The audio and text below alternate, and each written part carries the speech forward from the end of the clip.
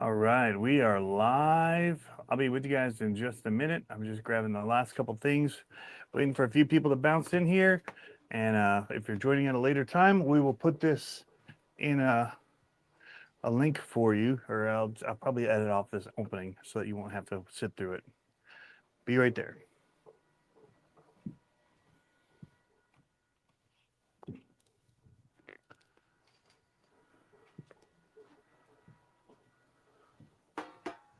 Get a few things still tidied up.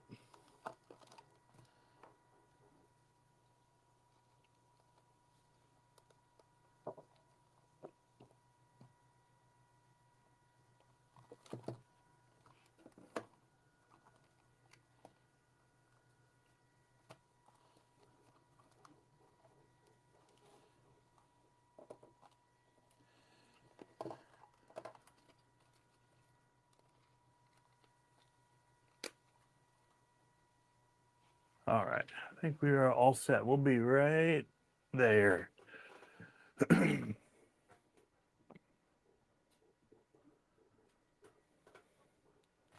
looking for my coffee cup.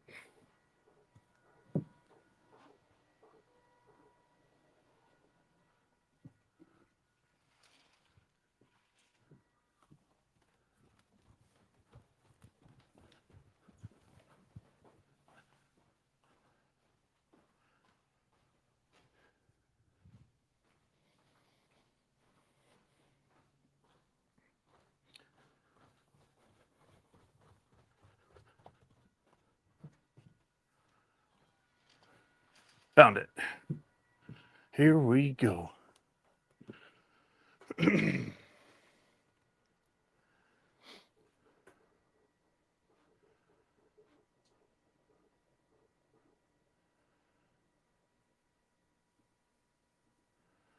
All right, what's going on, you guys? Welcome to a mini RC talk hangout. Got some stuff here on the bench we're going to be working on here, primarily this little guy, because, man, I should not have hooked all this up yet, because I'm going to take this out of here and show you guys what we're going to be doing here. So I've got a lineup of SCxRCs, stock, slightly upgraded, more upgraded, most upgraded, kind of, and then this guy. So we're going to take it to the crawler ultimate rocks, and got hair on there, and give it a test and see how it does. Everybody wants to know, well, how's it compared to a stock one? Well, we're going to show how a bunch of stuff compares to each other, because how do you choose which stock one? They're different stocks. So I'm going to try and give our best working comparison of it. What's going on, Osborne RC? Do you have all the parts for the SCX24 build if I want to buy them from you? I don't. So there's stuff that I would recommend comes from all over the place, unfortunately. So yeah, I don't. Depends what you're building. I mean, I still have brass axles, and I have overdrive gears. I have not a lot bearings, but I'm trying to decide whether or not I want to be in that marketplace. It changed a lot while I was gone. I mean, it blew up, and there's a lot of companies offering stuff. And you know, I always have said I just want to offer what I run and what I'm actually running. And what I'm actually running right now is stuff you can just already get from places, you know, Injora,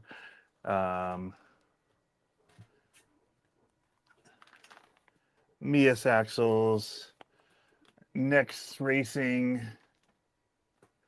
like their shocks. I like their shocks. I run these on there on the 24s and on the 30s. What else? So you know, the one thing that I continue to run out of mine is actually one of the things I was going to talk about today, because I made it confusing and I didn't want it to get confusing, but here we are. We're in the confusion zone with everybody else. So And that's going to be the inserts talk. But I got my coffee. I thought we'd chat RC. I also have one of these 3-gear RC ones. I'm getting ready to assemble. I want to put it onto a 30. I'm not going to be able to get to it today, but I'm doing the black and green kind of look with the green cage. Some people would do black cage, green panels. In fact, I did that for a buddy. And actually, there's a blue cage printing right now for a friend. Not selling them because they're not mine to sell, but I bought the print file and I'm making them, and getting a few buddies to have them so we can run them just because they're fun. Tool time. Shoulder is, I can raise it up above my head, so that's good. Still, like I notice when I'm filming, like, so you picture it downward, and even that just hurt a little. You know, when you're trying to pivot with, but you're holding it, a lot of times I'll hold it down like this, but it's straight down, you know, and I'm twisting, and that's when I'll feel if I'm trying to do like upright stuff. Oh, these are cool. I should talk about these too. These just came in from Tomfoolery. This is the Excalibur body. So they are the ones that run these monster trucks. They bought the Excalibur name and licensing and brand, and they run this modern day now on modern trucks, and it's amazing. It was amazing then. It's amazing now. Peggy Rulos are rocking it with this. I also have the Jester. I hope they do the Misfire body. I hope. Because it's awesome. It was one of the coolest bodies last year at World Finals, if not the coolest body. So there's the Jester, the Jestalade, we call it. It's an Escalade, but the Jester on it. So Jestalade. These are not flex printed. I will say that. These are PLA or PLA Plus or something. So you may be gluing back together, but the good thing about PLA is it does glue back together. They usually break pretty clean at a seam, and then you just glue it back together, and it's pretty much like it was. So, and honestly, the real trucks break off parts all the time, and they screw them back together, or they zip tie them back together. So it's just a monster truck life, living the life. So yeah. Even the TPU ones, honestly, I've seen tear, and they glue them back together, and they glue back quick. That glue dries so fast, that CA glue. So, and it's just as strong as the rest of it, so it's not terrible. All right, checking my phone. This is nice. My old phone is what I'm able to run this off of right now. What's up, Jay Smith? If you guys haven't seen it, what Tool Time is referring to, you can look at either my Facebook, or if you look here on YouTube, but look up, I think it's Bomb Squad or Backyard Outlaws Mini Bikes. I don't remember what we called the YouTube channel. How bad is that of me? Let me see.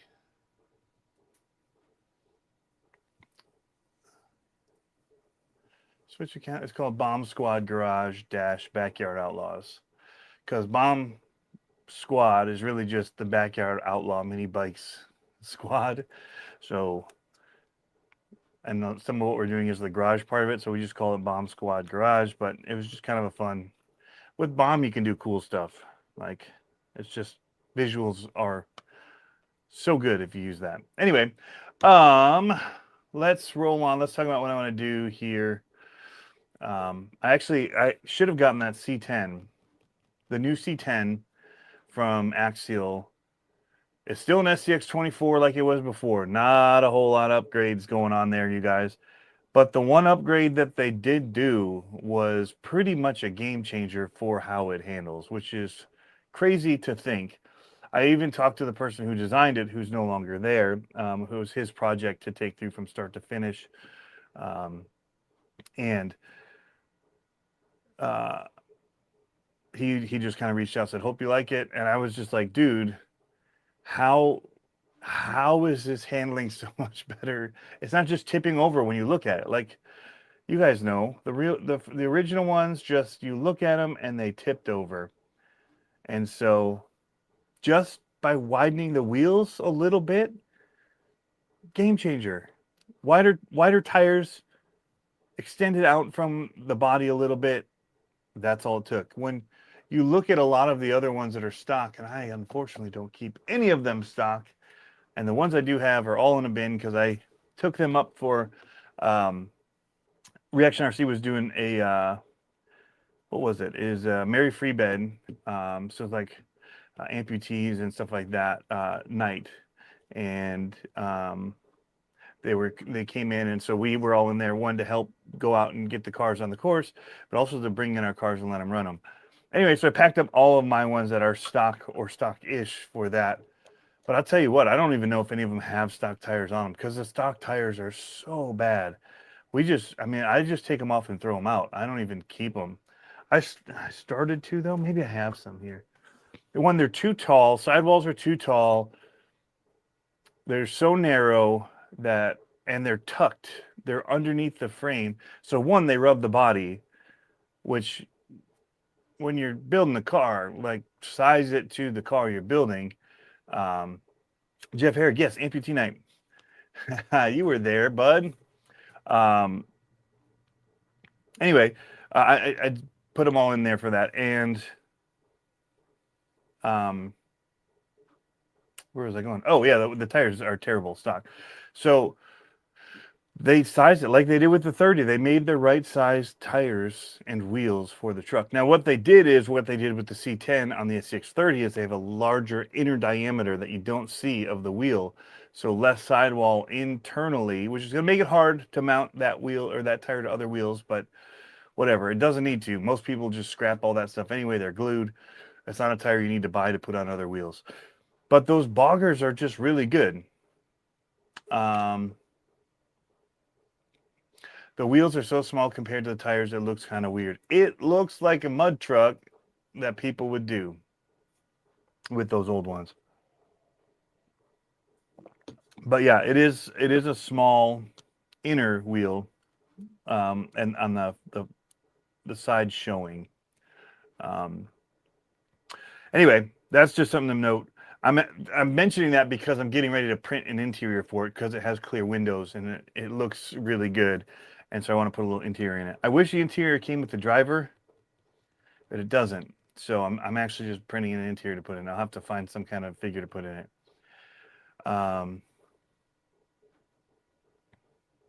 Yeah, the 15-inch wheels were the normal back in the day, and they just put huge tires on them. All right, so what I'm working on now, let's just put this to the bench now. Flip the camera view. Whoops, that's not the button. That is the button. There we go. I got so much stuff going on here. Tighten it down. All right. Oh, I can actually zoom out. Oh, nice. Let's do that mode. Let's do that. You can see everything. You can see my phone. All right. See my batteries I have to put in here. Wait, this is the one that has them. I need this one. Trying to get all this stuff sorted so when I go back there to do this, I made some lines. Maybe we'll show you guys that in a little bit. I made some lines. Some that are just one gate you got to go through just to see if they can do it. And I want to make sure that they always go to the same spot just so I can compare. And then there's some that are line to line or gate to gate, like 3 gates in a row or something like that. So we see them driving a bit more. I gotta clean my desk up again. It is a mess. Need that. We'll just use this for a second. This is what I used to pull the batteries out of a few of those CCxRCs that I hadn't yet done what I should have, which is trim the battery tabs. All right, so I'm working on the wheels and tires on this because the foams in them, I mean, they're right there. And using your hand, they're not bad to squish. But like for the weight of this truck, it's not doing much. The suspension's working great, but now that it's all the way in, I mean, you got to push on it.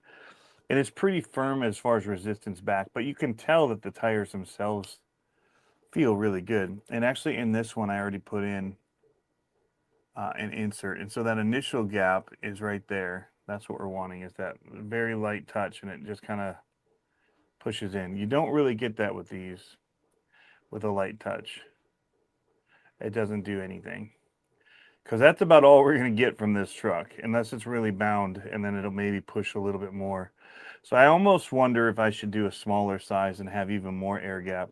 But the other nice thing is when you push on it, like from the side here, they don't do anything when you have these inserts in. Where you push on this one and they really collapse over. So that is the one reason I like the inserts.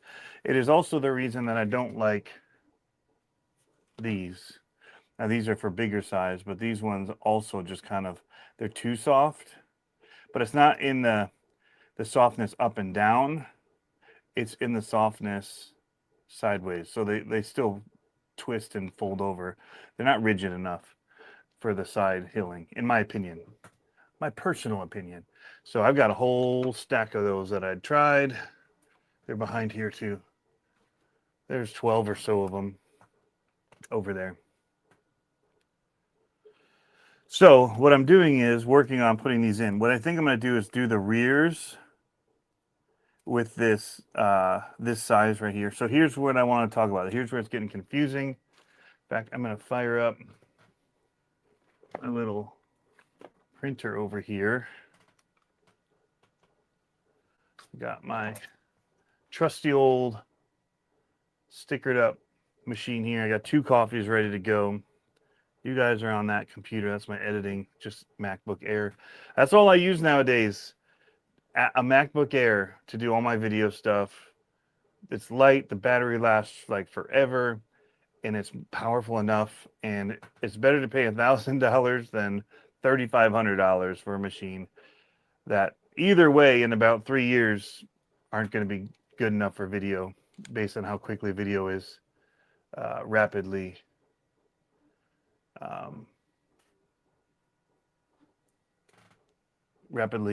progressing. So I'm gonna hit print on this. It's touchscreen too, which is awesome. So it's gonna send it to this printer over here, hopefully. Got so much stuff always going on. But it might be off. I unplugged it, that's why.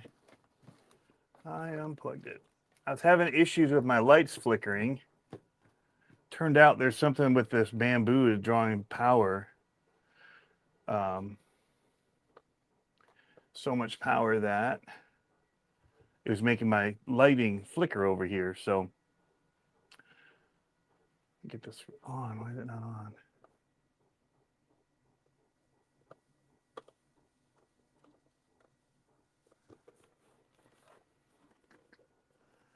Let's see here. Error connecting to printer. I need this to print so I can show you guys, but wait, well, I guess I could show it on the computer. But it'd be a lot easier if I could just get this turned on and printed. So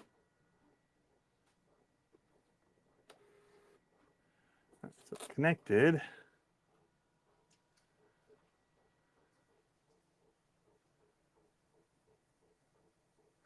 This is my problem, is I don't know how to use PCs. Oh, here we go. Here come a bunch now. They're all finally coming through. Sweet. This thing we picked up at one of our local, what do they call that place even? I don't even remember the name of it, but it, they have like discounted stuff. So it's a Dymo Wi-Fi version, and those look like they're not made anymore. So it's a store that basically buys a whole bunch of random stuff and then just sells it at a discount. So we got for like $40, which is crazy. My wife said, showed it to me. I'm like, yes, buy it. I don't know exactly what I'm going to use it for yet because it's not big enough to do labels for like packaging, but it turns out it's perfect for these. So we made things complicated. And yes, actually, I see your question about the sequoias.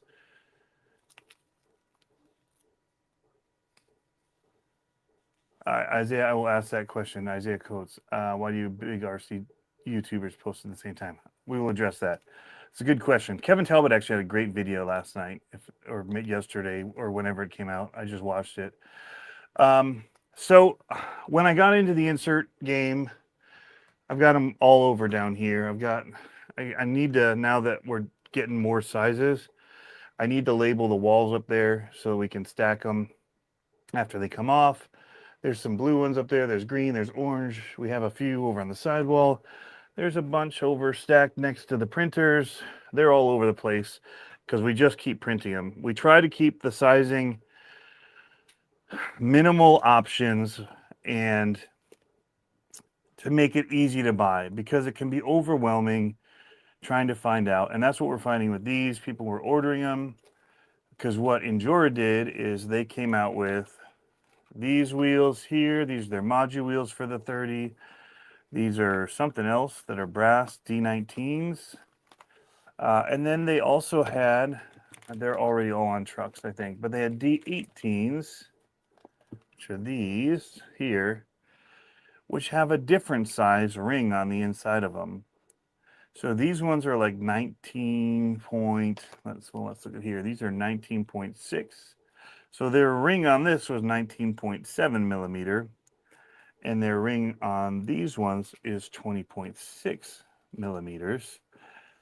So they look so similar. That's the crazy thing. People don't know the difference. And so even though it says does not work with module wheels or D19, people are ordering them for these. And I realized, you know what, we just need to start offering for that. And so they also technically, that size also fits onto this D19 size, fits onto these wheels for the Furatech. Jay Smith, yes, I actually have some printed right here. That one's got a weird string. But yes, I've got 4 here and then 2, I think, of my test ones of the new printer. But yes, these are the Sequoia ones, and these are the 1.3 for the Endura 1.3, like module wheels, and for the CCxRC is the same size ring. And actually these work pretty fantastic in those new ruptures from J Concepts. I made some bigger ones too that would replace these, which are bigger around than mine for the Klingons, or these actually might be the Klingon ones. This might be the bigger Klingon size one. I have some in 63 millimeter, and then I have these bigger ones that go into the Klingons. And these are definitely the Klingon ones. So based on this sizing.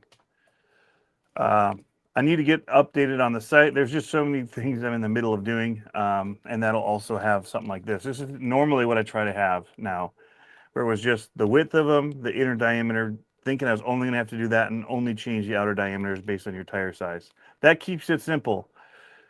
Well, now the problem is there's the multiple inner diameters, and so I'm changing that. So when you order, you would say, like this one is D32 is what you would order. No, sorry, M32. So this would be for the module wheel, and it's for the bigger tires, 32 millimeter. So this way we can label them and know when people order, oh, they want an M32 or an M30 or an M28, or they want a D28 or D30 or D. And then we're also just kind of writing it as they come off the printer so that we make sure we know exactly what they are. And it's easier to do letter number And so even though we show you what the size is here, we're using a letter just to make it easier. But it's still not easy, and I wish it wasn't stinking so difficult to have all these sizes. But there's also a CCxRC wheel, and so that is the last one, and that's the letter T, and it's 21.6 millimeter, and those are ginormous. So we've had several iterations of these, people asking for them, and so it's a much bigger inner diameter on these. And it probably fits the same as, I need to measure them, but I've got them here. These might even be bigger. These things are massive, and I've made some for it. Look at the brass ring on that guy. That is for those of us that want all the weight we can have. No, these are 23 millimeters. So technically there's another one out there. I will probably just make this its own page that you order from, so I don't have to try and do all this. We tried to use the colors originally for our simplicity. You know, green we knew was the small size. Orange was the middle size. Yellow became the large size, because in this small of a size, that teal didn't print very well. This teal. So we switched to yellow. There's all this stuff you got to figure out as you go. It's just a nightmare trying to get. It should have been easier because they're bigger, and so the lines. Yeah. Anyway, and it just wouldn't do it. It turned out to be just this color didn't like to print that thin, so we switched the color, and the yellow actually works fantastic for it. But now we have multiple yellows because we have any of these three sizes could be yellow, and so that's why we're labeling them all. These say TC on them. But so if you're looking for the 30 inserts, that's what I'm working on here. I'm trying to get into these tires, but I think I'm actually going to split the sets and do, if I have them. Ooh, I might not have them. I want to do orange module wheel size ones. So in the front, because they're smaller, and I think I want even more air gap than I currently have with this. So, I don't know, it feels pretty good. I mean, that's pretty squishy actually.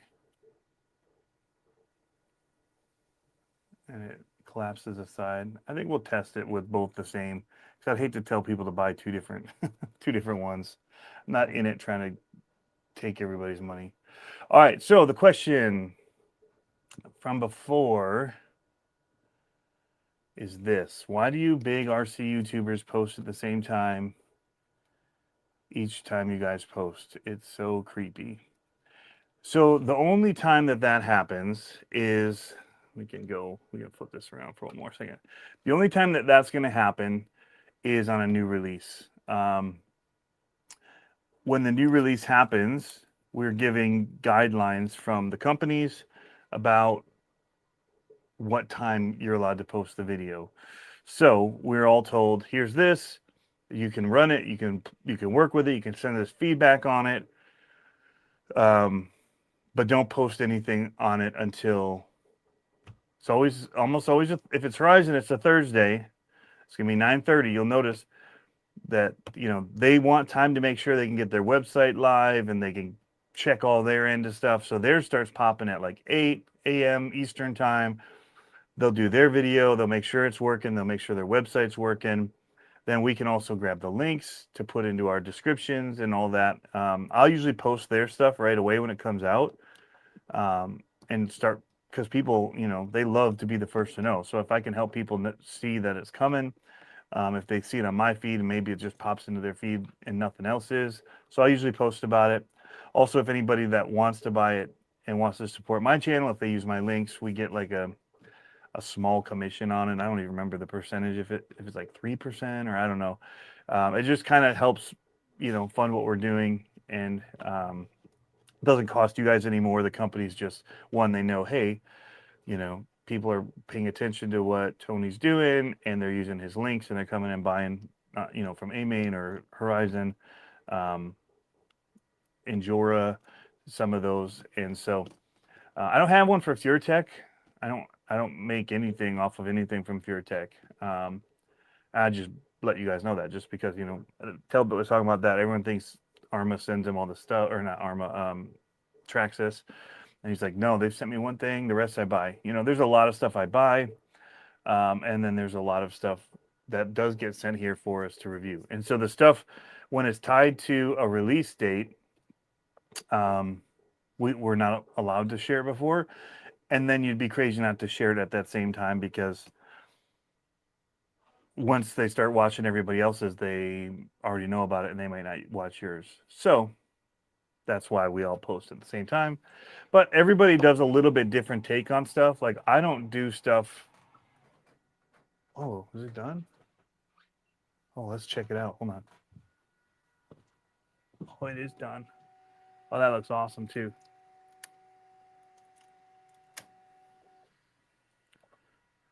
I might do another one of those because I like that blue. It just came off the printer. That is sharp. That is really sharp. Actually, I'm not going to just fire one up because I do want to print off that. And then these trees just break off of here. Clean off real quick and easy. These ones are coming off real easy. That's nice. Different filaments and different brands. It seems like the way it attaches is different. And you actually use stuff that's only used to print or make your trees, and it changes your filament midway to do that if you tell it to do your supports in a different. It's crazy, all this stuff. I don't know. I don't even begin to know it. So anyway, this is for a buddy of mine. He asked for blue. And I was thinking about it. I'm like, I don't know if he meant just the panels blue and the cage black, but we got a blue cage. So, yeah, and it looks fantastic. So here's mine, green. So it's like Gravedigger, Son of a Digger almost, but crawlers. So anyway, I hope that answers your question, Isaiah. It's not trying to be creepy. It's just, you know, that the ones that get it try to post it when the company is doing it, and it also lets the company know, hey, we took the time and we did it. And after, if you watched yesterday, I was late getting mine out.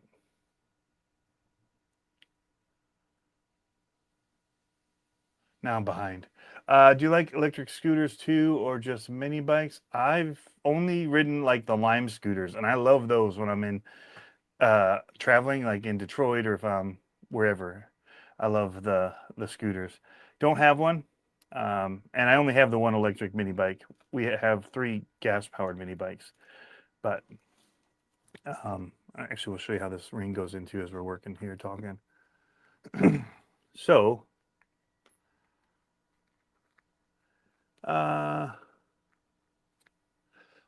just got off a 2-hour cloud file storage meeting. My brain needs a break, man. And the thing is, once they get you over to that, you're kind of stuck with them.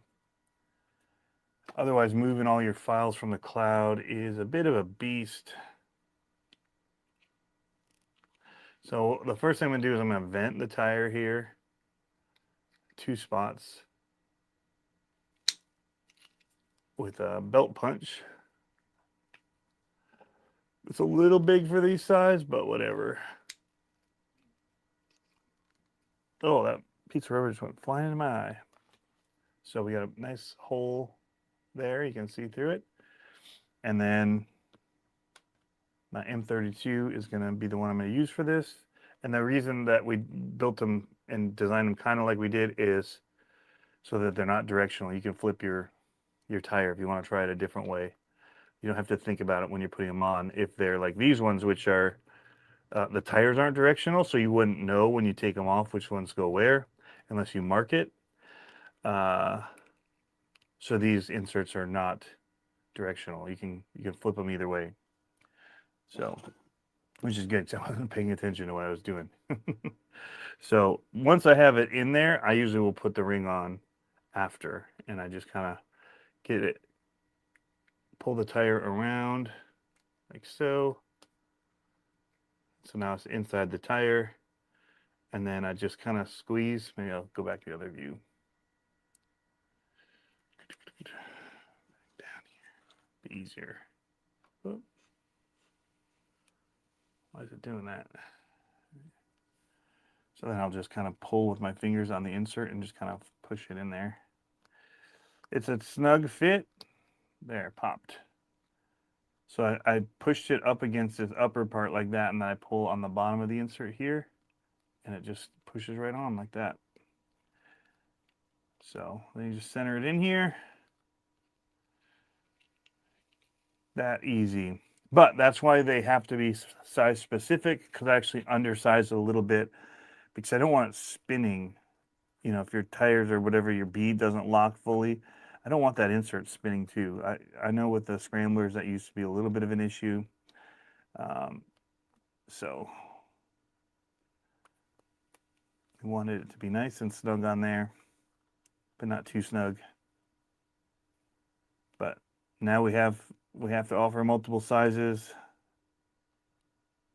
Not, again, I say, I usually only offer things that I run. I'm basically building it for myself, and then I make it available if other people want. So I've run these, I've tested them, not in this particular tire yet.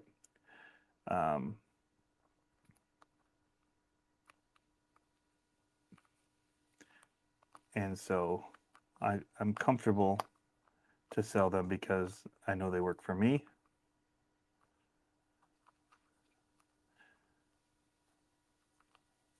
And they're beneficial. That's the main thing. There's so much stuff that is out there that you can buy that doesn't do squat.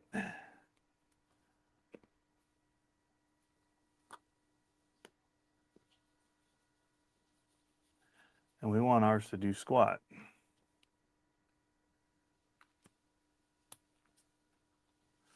Orange and black would be cool, just saying. Well, I do have an orange high speed coming, a PLA Plus. I have orange, but this actually should be here between 10 and 5. So funny you should say that. I have orange and black high speed PLA coming. So that's all vented. I've got it nice and secure, and I don't have my bead in. What was I looking at? Goodness.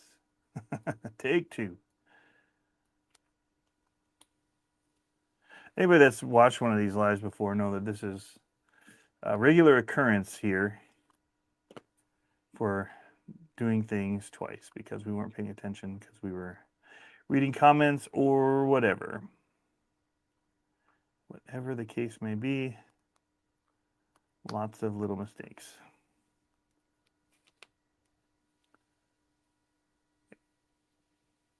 You got a mammoth course coming? I want to order one of those, man.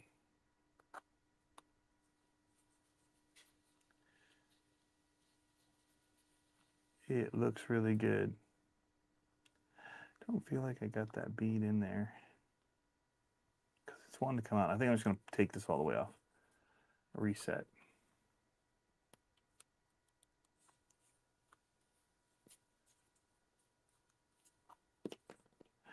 Pull this off of here. Just make sure everything is seated right. That's better.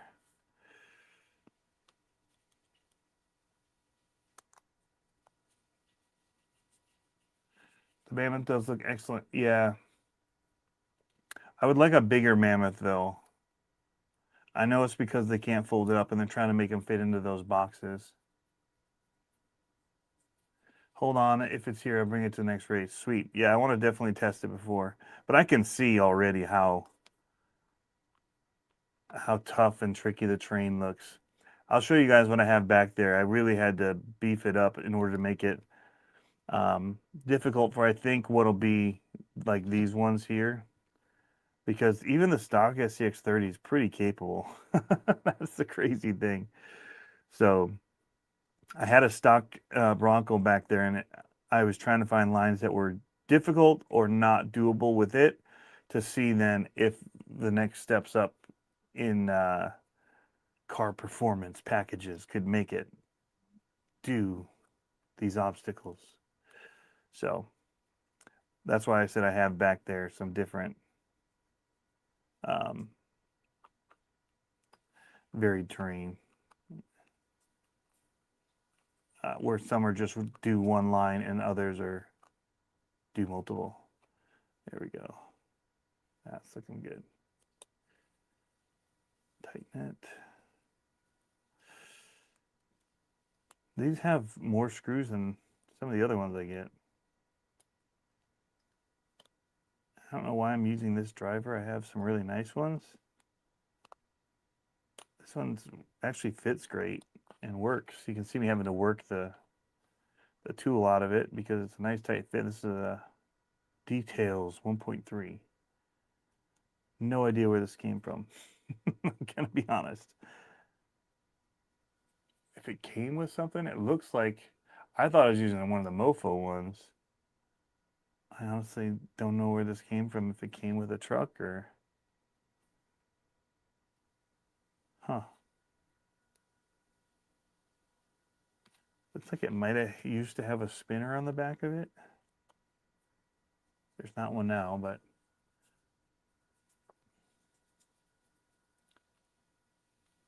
all right, there. Oh yeah,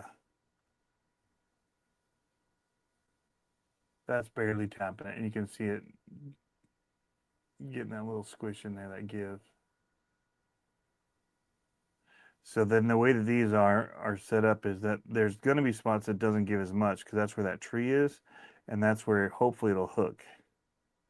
It'll give you that nice squish of an aired down tire, but then here it'll still squish because the way that the trees work, where's one of them that are this size?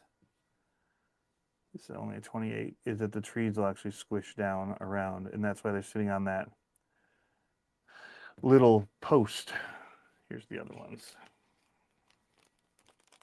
Those are a little bigger. So you have to imagine the ring in there, and you can watch the tree actually kind of bend down on both sides. And you could actually cut one side of this upper part all the way around. You could do the left on all of it if you wanted to make it directional, and then it'll squish even easier. But you can see that tree kind of bend down around that post. So there's a secondary flex point. But when you're in here, it'll also push there. It's hard to show it now in a ring. But yeah, that's the idea behind the technology.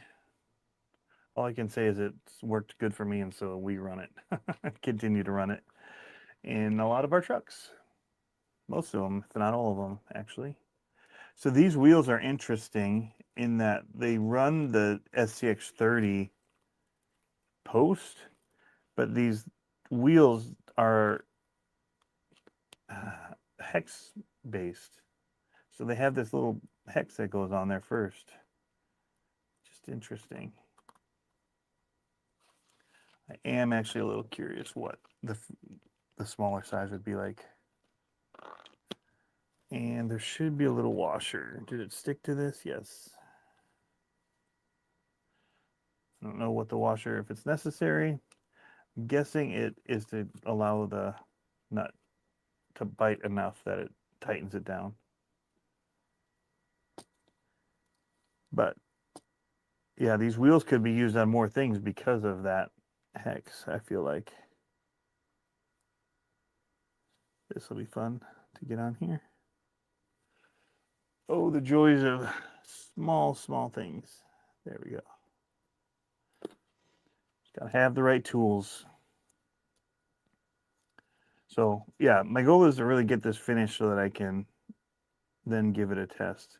But I like having a, if nothing else, a little bit firmer one in the back because it will help push it on some of the incline ones and keep it from wanting to tip backward as it climbs up. I don't want that to collapse too much. I want to have that be a little bit more rigid.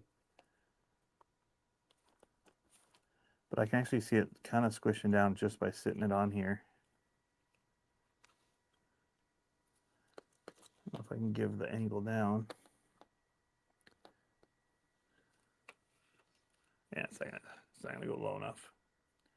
So, Isaiah, what is my favorite? A Claude Parts tool? I don't think they had anything 1.3. He just had the 2, I thought. Oh, don't forget about the... This time I'm going to put these on the magnet. That'll work better. You can see the brass knuckles up here. I've thought about maybe grinding it. I feel like it might be stopping on here, or grinding this down more.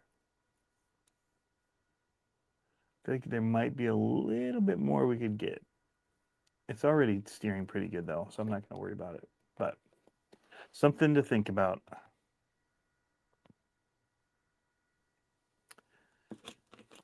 Yeah, it was definitely a 2. I'm trying to think what I would have gotten that would have come with a 1.3, or if Mofo or somebody sold a 1.3. It works actually pretty good.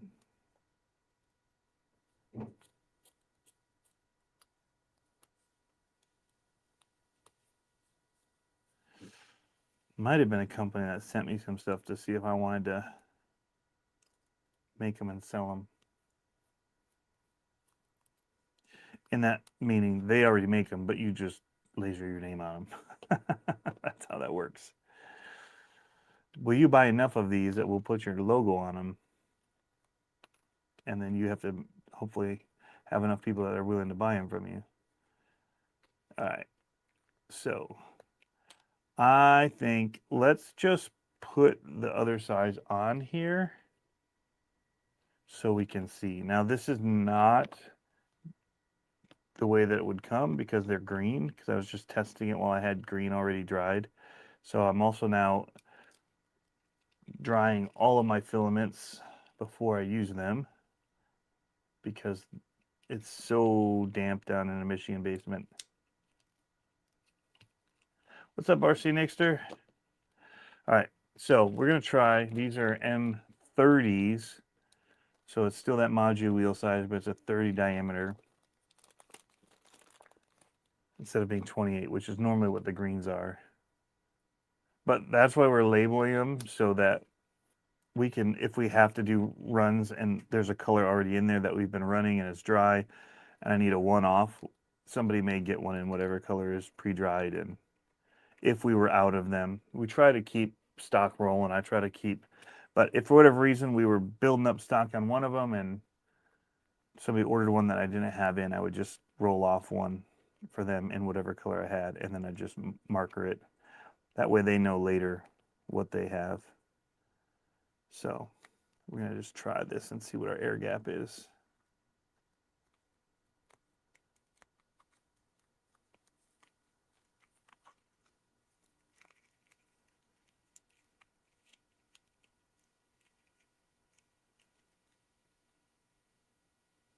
Oh, I kind of like that. It's a lot.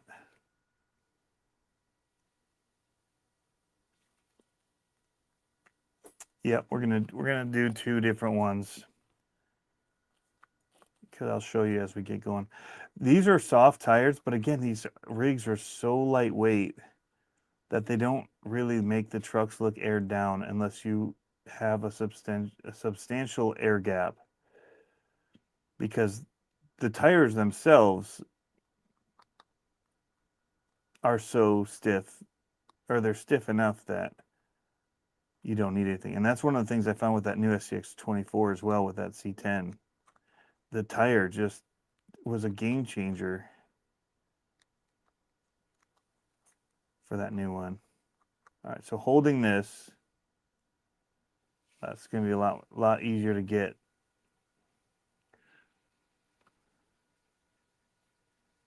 A lot easier to get it to press in, which I like my tires to sit like that.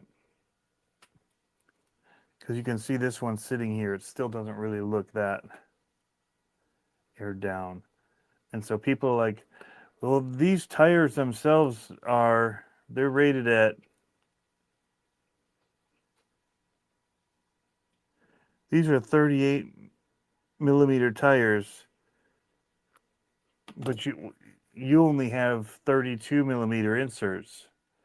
Well, you got to go one by the inside of the tire because you've got just in tread.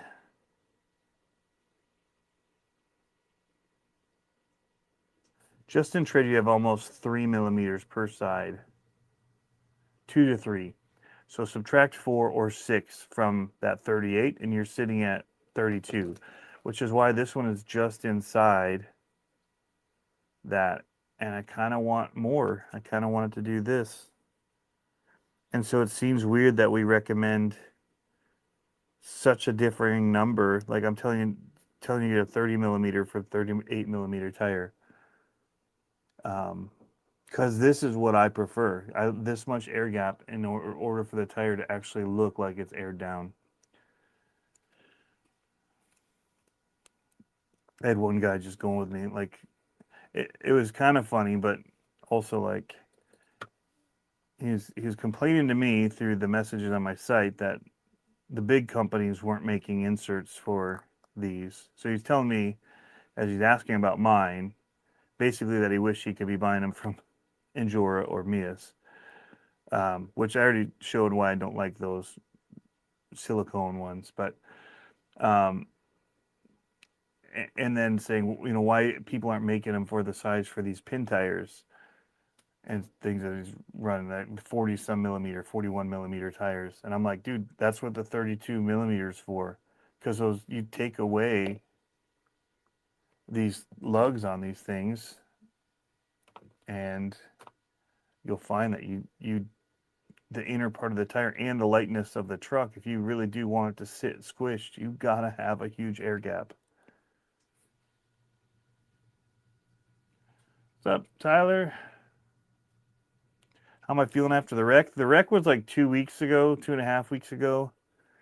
But I wanted to get it. I wanted to get the video up for it that would explain it. And weather was not great, and I was super busy. And so whenever I'd get time to do it, it was dark. So and raining, and so I didn't have room in my garage because my tractor and everything was in there during the rain. So I didn't have space I could do a video. So yeah.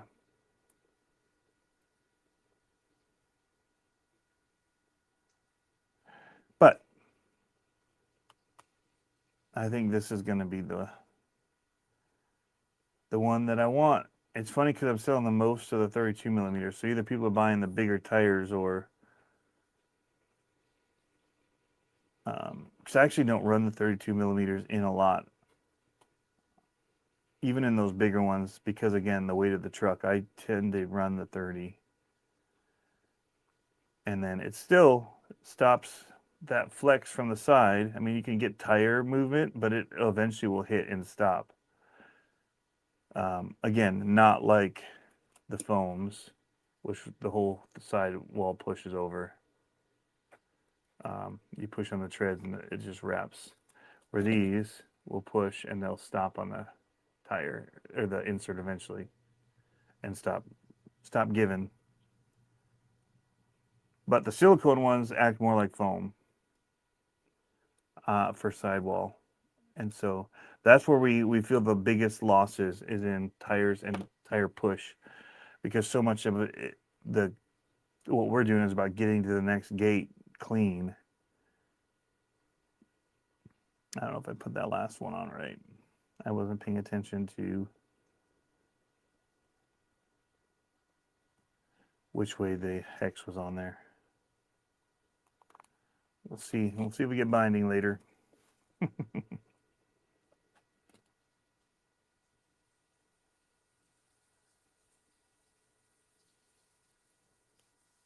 Thanks for dropping in, Nick.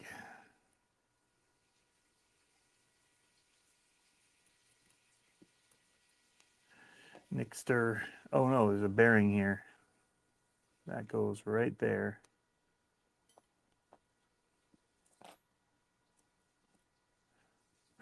I'm not going to call that doing it 2 times. I know. I know we do a lot of things 2 times here, but I think I caught that early enough that we don't call that a 2 time having to do the wheel here.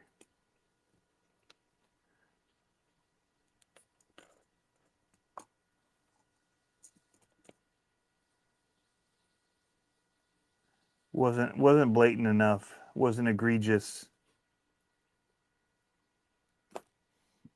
Yeah, if you haven't watched the Kevin Talbot video, he was kind of going through and he actually addressed why all the videos drop at the same time and how he doesn't, the way his schedule is, he can't work within that, and so that's maybe why partly. Oh yeah, that's looking a little bit more like I like it. Take this off of here and see if it'll go low enough. Still not quite low enough. Maybe if I build up on here, we can get it to show.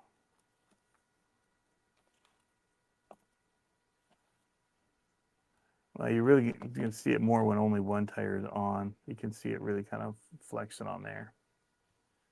Zoom in.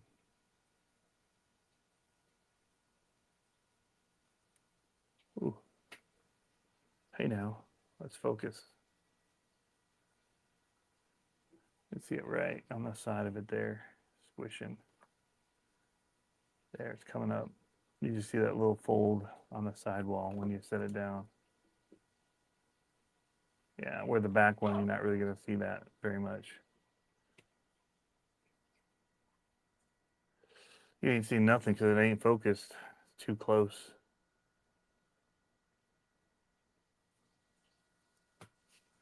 Maybe if we go like this and just get in there. We can't get low enough though.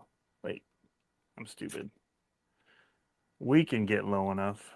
We just take it off. So you get a little bit with the 32. I feel like we're going to get more.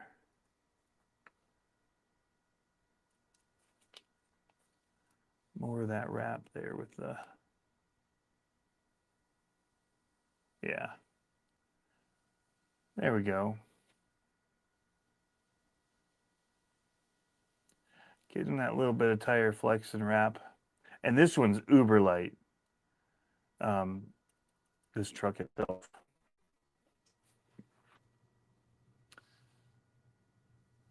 Not as much. You know, it'd be easier if I had this one done too, because then I could just show it at the same angle. Because right now I have to do it from here, and it's not quite the same way that's sitting on there. But I would say it's pretty noticeable from in person, the extra wrap that I'm getting, which is what I want.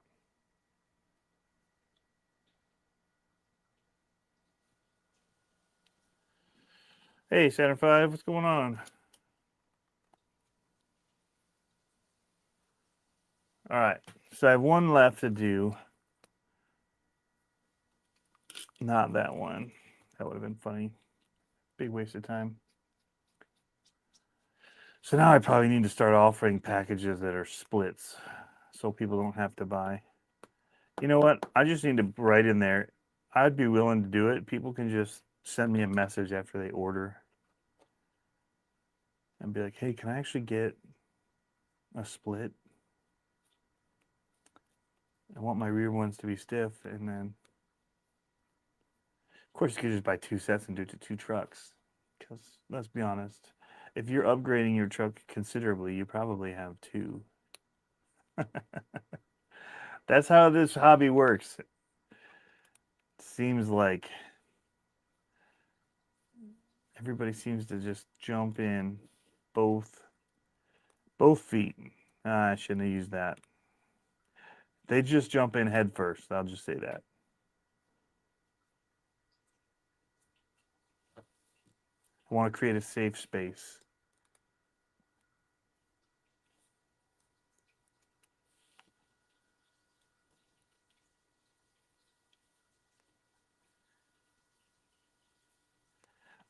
Jeff, I cannot wait to watch back the monster truck racing and hear all the times you call us out. It's the best. You had me rolling on the floor. monster truck racing. I'm kind of bummed that this upcoming race, I'm not going to lie, is the same weekend as Beat the Creek. I probably would have found a way to get down there, but we have people already planning to be at the one that weekend, like coming in from out of town. So I can't just go changing the date of it.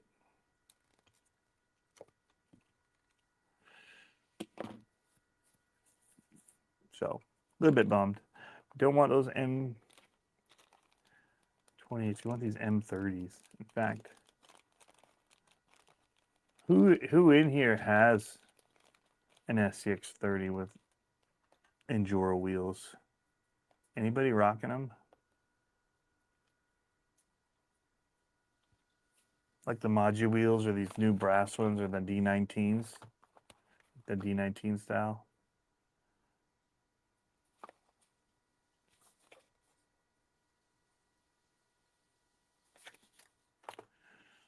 D19 beadlocks. So the other way you could do this is you could put it on here. I could do it outside of the tire if I wanted, and then you could stretch your tire over it. It's not typically how I do it, but just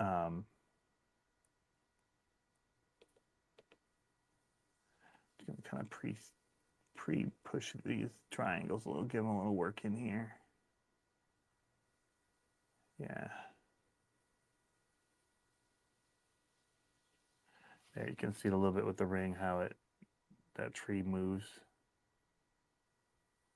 collapses, but you don't want to collapse too far because you want it to stop and push back.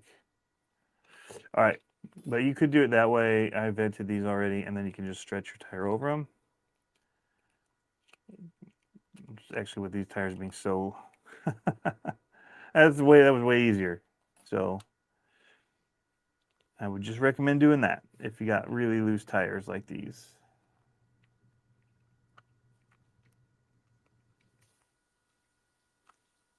That was night and day easier.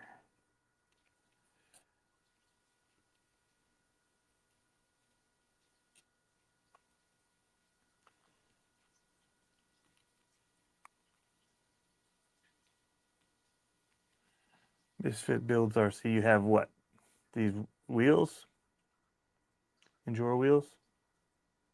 Hey Travis, what's up? Nope, nobody. Is that the Will way?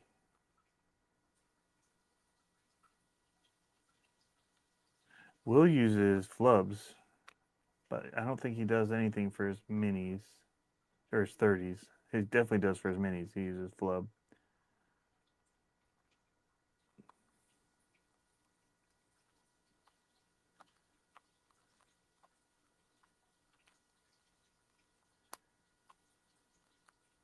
There we go. Anybody here locally going to the crawl event over at Walter RC Park tomorrow? Oh, you have the seedlings? Nice. I was just talking, Misfits, about how I go small. So I'm putting, even though these tires are 38 millimeter on the outside, what would read, we're putting the 30s in them. We did the 32 in the rear, and just wasn't soft enough for what I wanted. I wanted a much bigger air gap because these trucks are just so light. So front tires were going with the 30s.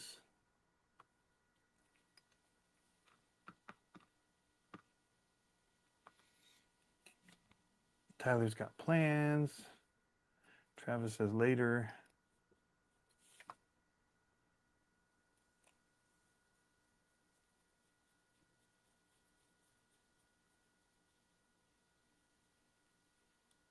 So you have 32 in both the hamrocks and 30 pins. See, or 40 pins, yeah. So at 40, I think the 32 would be good.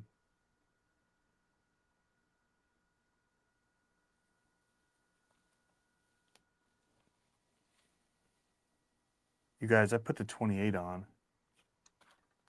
Oh, no, I didn't. I saw this underneath here, and I thought there were 3 in this bag still. Never mind.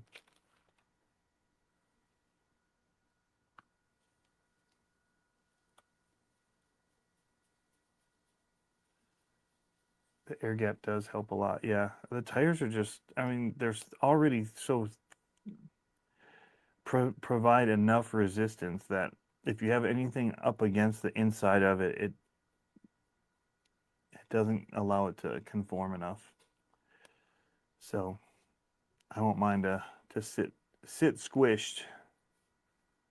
There's a reason real trucks air down, and it just allows them to get more contact with the surface when they wrap.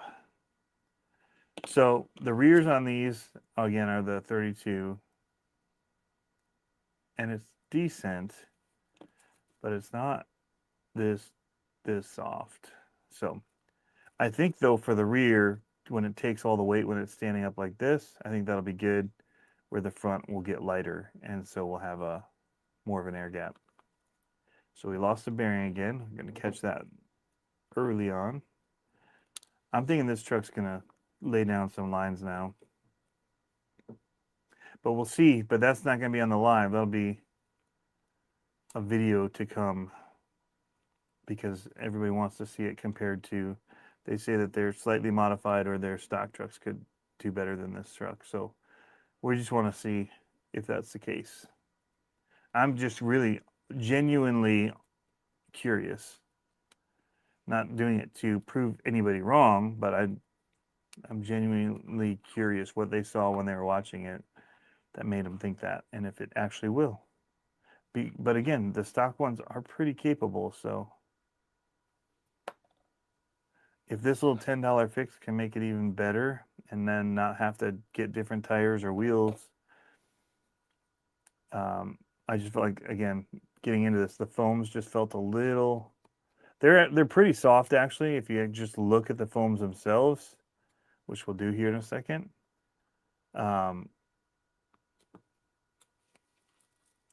Oh yeah, now we're talking. Now we're talking. Yeah, especially if it'll, when you turn into it, it'll grab like that. That's good looking. But the rear won't. It's pretty good actually. That might have been enough. Live and learn. We'll see. These are actually pretty good foams that come in it. But they're just so close to that outside of it. Like you could maybe cut them down or cut notches into them. But they're so small, it'd be tough to do that. You might have to burn them in. So I feel like this is gonna get us where we want to be. And then the only thing that maybe having done this for, well, see, even that, it's not folding over too bad. It's locking. That insert is not pushing too bad. That's the other thing about the foam. So it's looking good. These are coming next, but look at how much bigger it is than this chassis. It's really big and really wide compared to it as well.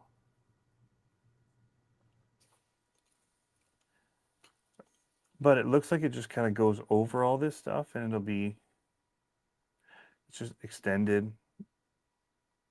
It may help it slide, but it may catch on the sides more because it's going to be, it's not that much wider.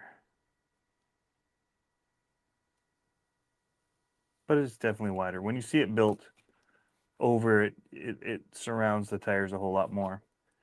But for the cost, let's be real. This thing is really wicked. I don't know what I'm going to do about that.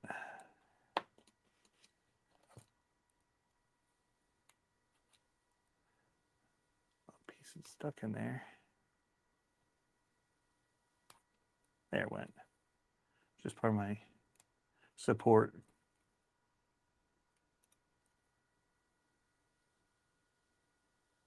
Two times Tony to do it nice. He does it twice. There's more space to mount things, that is for sure. Because this is tight. You pretty much have to run their stuff. But again, those of you that haven't seen this, this is one of the coolest things ever. This is going to be tight as well. This is 24 scale. But this needs to be green. I'm just saying. The white and silver looks fantastic. Like, that would be my number 2 choice like this. It looks just really good. But if it was green and black, maybe with a white, like, logo on the side, on the hood or something, I don't know. It looks really good.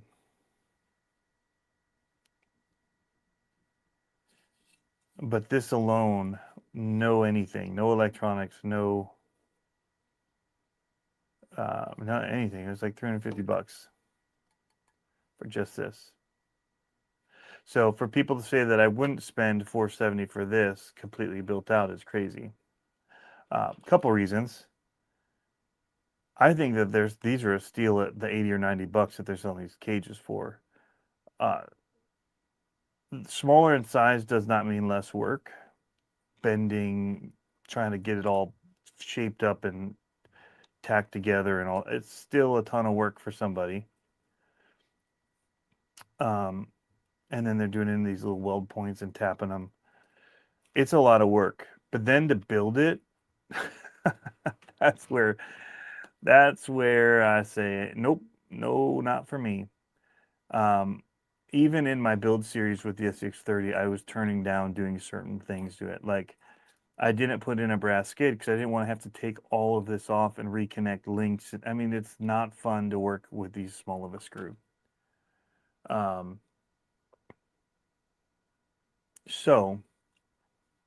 But honestly too, like these little screws, like everyone's complaining about, oh, why did they use those? I don't think they would have found something that would sit flush or this small in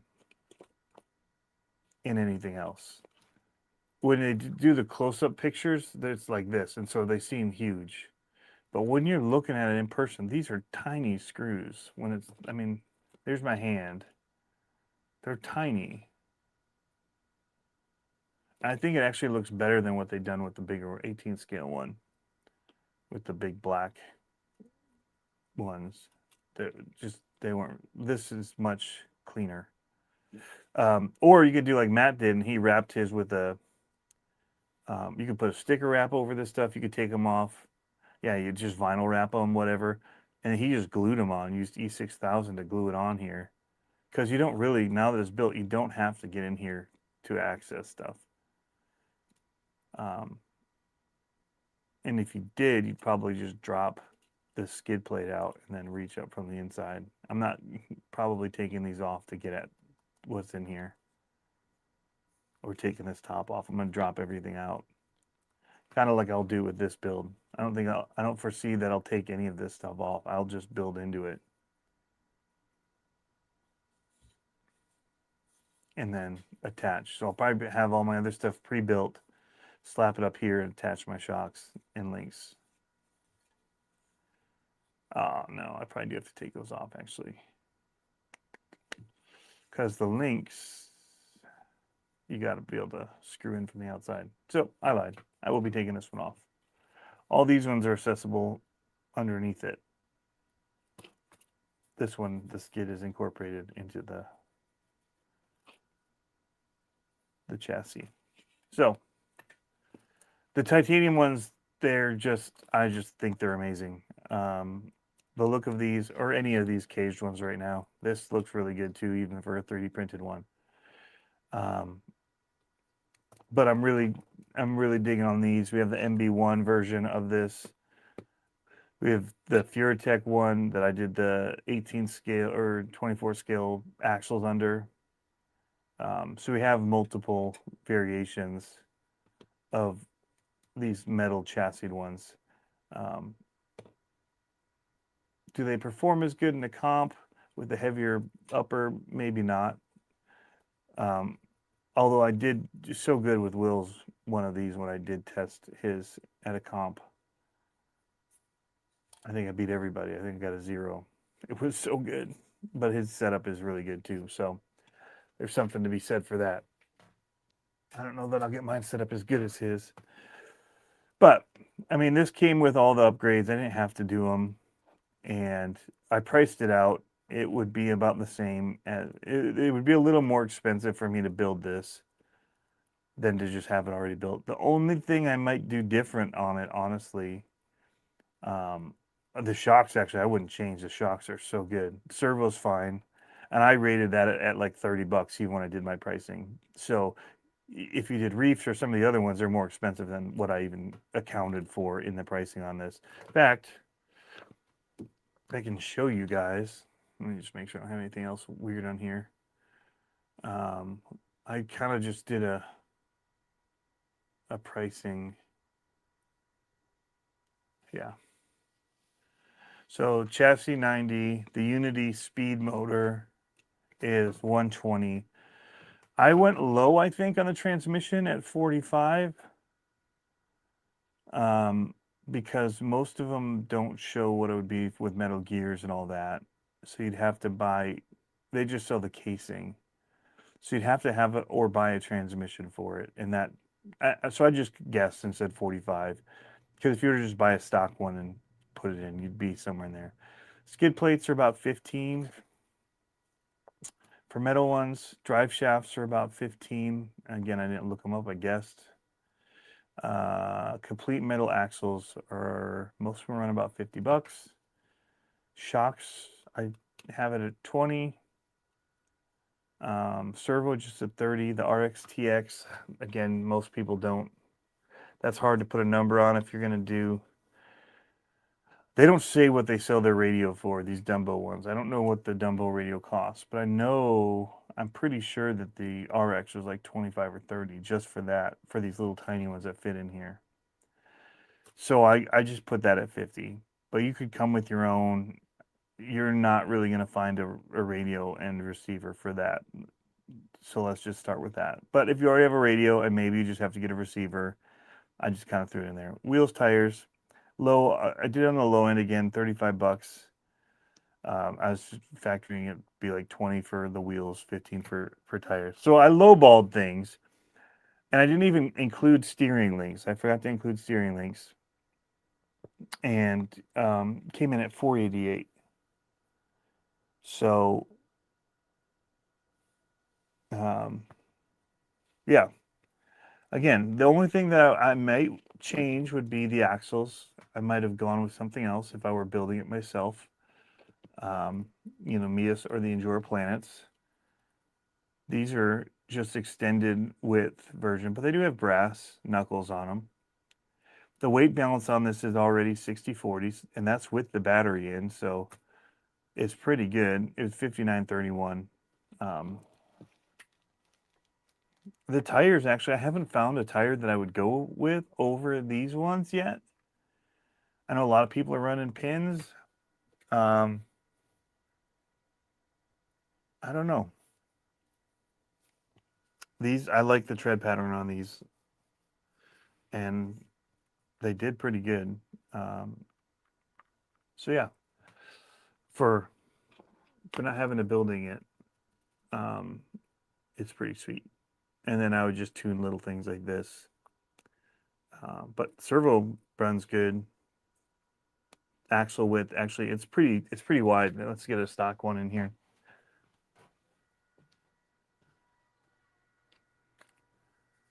I get 2 different stock ones. This isn't stock. This is actually running pins, but still. It's just running aftermarket tires. This thing's heavy compared to this. Holy cow. So you can see the width difference. It's crazy. But it feels right for this buggy. That's going to be hard to, I should have done the rears. I mean, it's almost a whole wheel tire over. Here's if you center them. It's about half on each side, wider.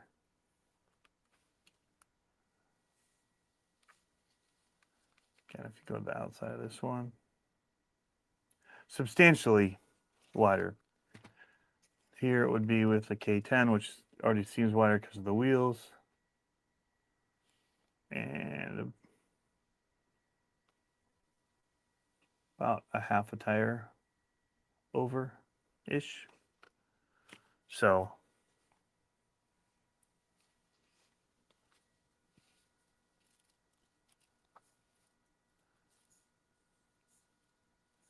there it is. They did it in the live stream, Tyler. Dang it, YouTube gave me an ad. Huh. Matt, Misfit says, it's cool and worth the money. But for me, I enjoy building, testing, tuning, making better. That's fully built and no fun for me. Yeah. So that's a lot of people. I have a lot of builds going on that aren't anywhere. Well, like the one I just showed. So, and this one is still mid progress. So I think this is probably going to end up getting, so this one has in 30s in order to get that big air gap on it.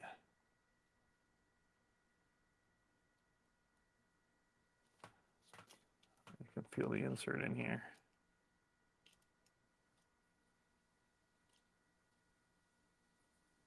Yeah, I would say that's running 30s would be my guess.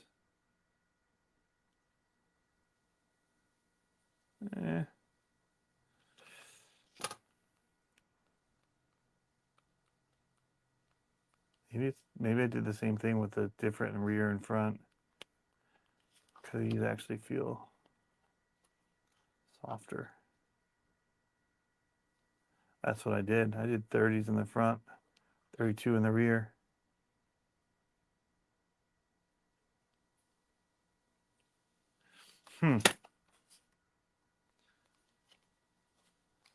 Again, just trying to get that tire wrap on that front. It just looks great though. It just, when you see that tire wall flex a little like that, it's so nice. So anyway, this I think is going to become my caged buggy. It's running the Endura shocks. It's running the pins. I think I'm going to drop it in here.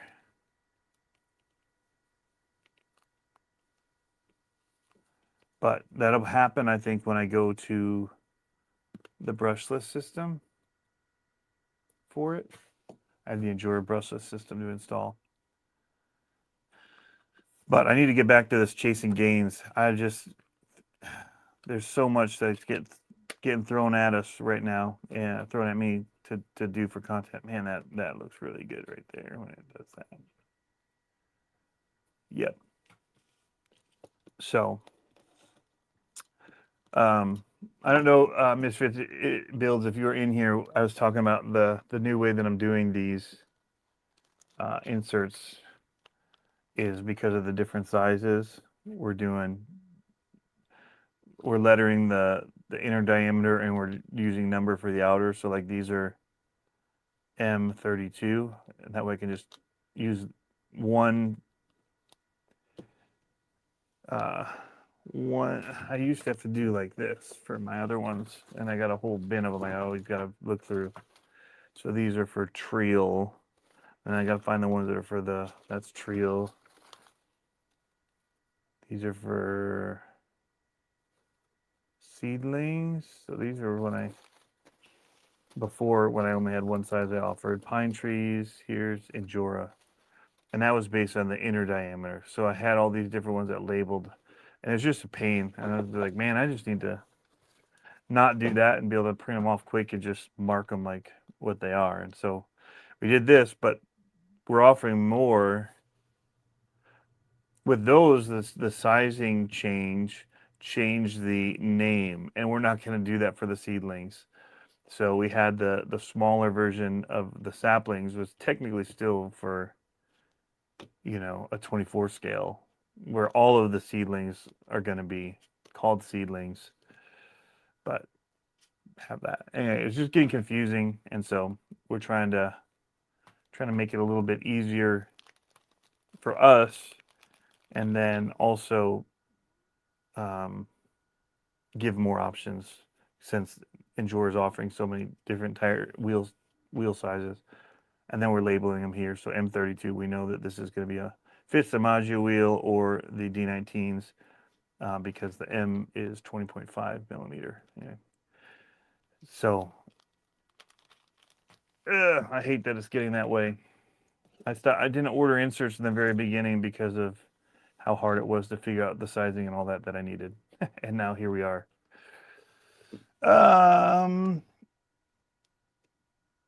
You've got 2 ads in this live stream? Sorry, I'm reading the chat right now. Huh. I have to see. It was all set up through StreamYard. And normally I'd just do it after the live stream and go into YouTube and add it for people watching after. I didn't know that it did it during the live stream. I thought it was going to be for after. So it was something I checked. So that's my bad. I won't do that on future ones, because that's not my intent for during a live stream. To get you kicked out, because then you're not following live anymore. So I did notice that this has a weird on all of them seam right here. Actually, this one doesn't. All right, so hopefully we'll get a bunch of guys running these. I would love to do a comp on one of the rock. What is it? The Universal Rocks. That name for me is just hard to get in my head. Ever since Proline by the Fire, I've had to look it up on the computer because I'd forget, and I'd go back to my search history, and find, or start typing in, and it would complete the web address for me.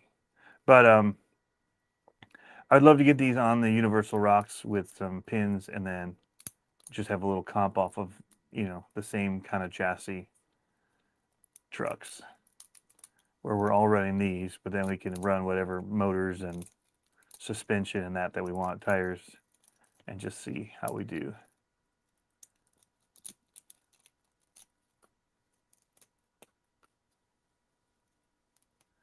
All right, well, I'm going to show you guys what I got set up, and then we'll wrap this up, and then I'm actually going to probably start a video recording process of the run, and then hopefully get that up either later tonight or tomorrow. And then I got to get working on the golf video.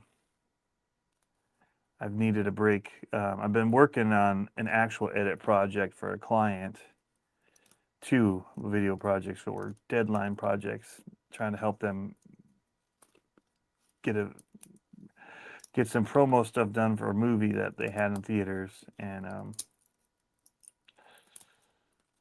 they were going somewhere to present it, and they needed these kind of things cut together about. One was interviewing the people that made the movie and all that, and kind of where it all came from, and then the other one was more the reaction of people watching the movie. But anyway, I had to basically not do anything RC related for those 2 weeks, video wise. Just very, very slow in content creation for me, because I had to get that done in order to allow me to have enough incoming pay for this month to keep doing the RC stuff. But I'll show you guys where I'm going to be doing this video, and we'll take a look. All right, that sounds awesome. Axial 32. Maybe we can do that racing we were talking about. All right, you guys. Oh, I forgot I have this coffee here. The Yeti with the lid was choice because it stayed it stayed warm. All right, I gotta sneak through here. Gotta do the dog gate, little puppy gate. Into the back basement.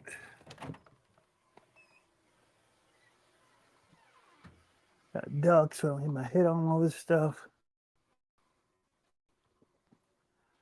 All right, so here's what I have. Still, my son's stuff is still set up under here. He's got all these army figures. Oh, I forgot I tacked it down here, so it wouldn't move. That way it'll try and keep everything the same for the different runs and without it moving too much. But one of the lines starts here. I'll try and get the angle low enough that you can see. It goes up over this, and you got to swing across this, climb up this face, which is pretty difficult, I would say. You got to go over this little hump and then come down this guy here. That's one set of lines. This one is just make it. It's pretty high, high center, whatever. It's just a test. It originally was going to be, I wasn't going to do these different colored trails, and so it was actually part of this yellow trail, and I'll still probably do it that way. Come over this, then you got to climb over all this stuff. Get to here and try and climb this face here. This, I don't know if it's going to be doable. It's pretty steep and a little bit sideways getting through there. This is very straight up. So I don't know if it's doable because they got to get up to here. This isn't too bad, I don't think. Then the hard one is this drop in here. It goes pretty much to nothing on the other side. This is just a single line hit. Again, this is pretty straight up. Almost can do it with a stock truck Bronco with the rear tire on. I'm hoping that means with better tires and lighter rear trucks and that they'll be able to make it. This one is also just a steep climb. I don't know. Couldn't make it with a stock truck. So these are kind of the ones that are set here to see if it's just not doable or if there's trucks that are going to be able to do it. And then the others will just kind of watch and kind of talk about how they felt, if they felt better or worse, even if they could do it or not. Because some of these they're pretty tight and not impossible. I had to leave them wide because the one truck is so much wider. But I think in that it doesn't give you a whole lot of options still. You still, like, there's not an easy way out because of that. So that's the look. I mean, you can see how I've got that whole side there. The trucks could really do most of this other stuff, a stock truck. It was fun to do. And you could still do it with gates and all that and make it a course. But I wanted to try and find the lines that were the hardest and just go for those for the sake of testing. So that's what we set up. And they didn't necessarily work one to the other. So that's why there's just different colors. Because it was hard to take the path where you'd end up hitting one of the other options that I want to hit. But to get it this tricky, like, it makes this whole section unusable. This is too steep for anything, I think. I did try to side hill and get on here. I feel like I could maybe lower that, but I've got it set for this, so I don't want to change it. But if I lowered that a little, you lose some of the difficulty here, and I need the difficulty for testing. So yeah.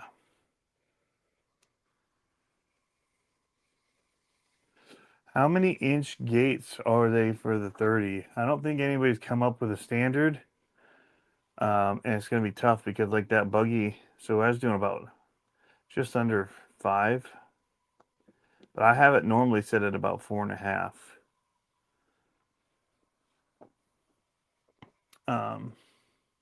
It could probably be less than that, but most people are widening them and would have wider ones for comps. So that's why I'm starting with the higher. And if people want to try and squeeze through them with narrow stock axles, and that good for them, but it still makes room for like the bouncer style trucks that people are building.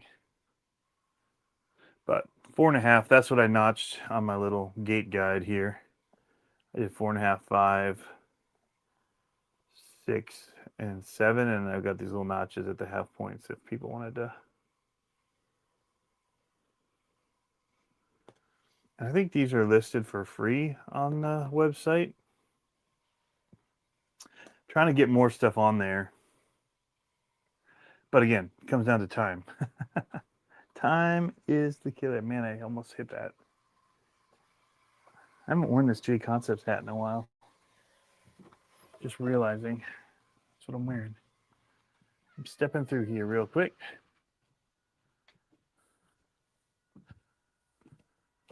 You're welcome, Dominic.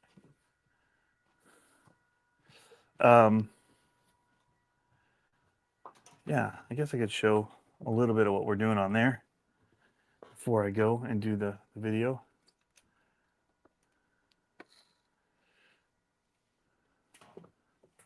Let's see here. Present.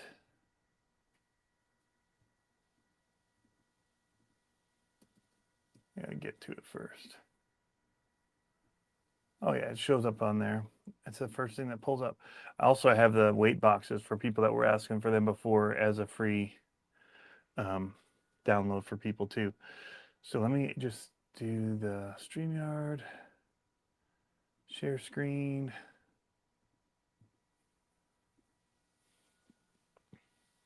There we go. That didn't work. There.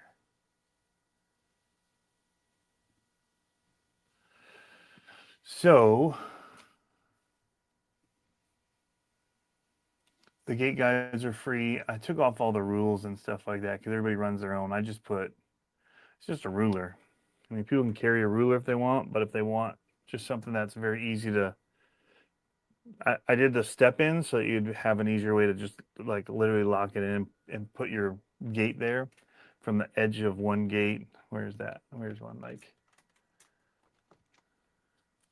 you know, butt it up against one of your gates on this side and then just literally slide your other one into that locked in spot.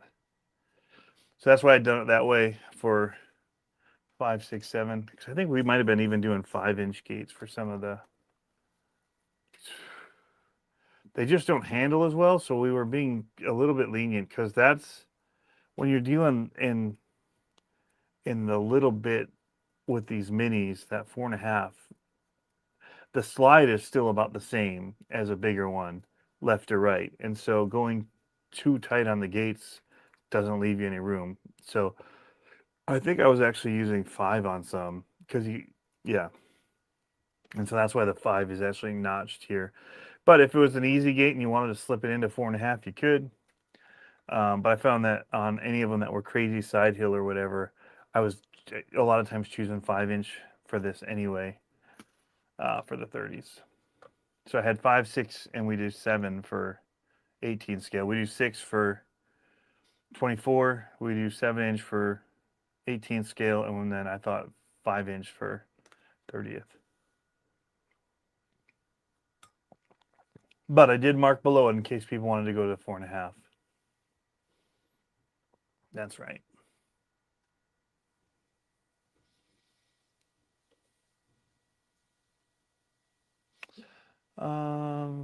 Jeff's running 4 inches. Wow, you're not allowing for anything more than stock. 4 inches on.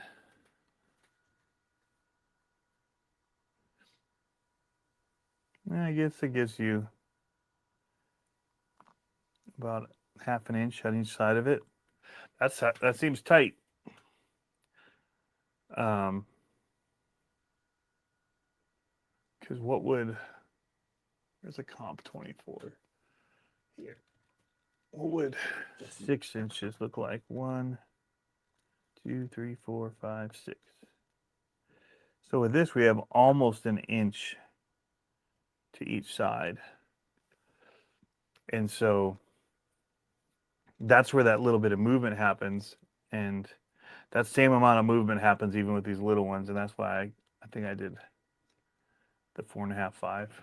But yeah. It depends how hard your course is, I would say. And you can always be flexible if it's extra hard. But if you're doing it, say, on just the simple ultimate rocks, 4-inch might be what you have to do in order to get some people hitting them.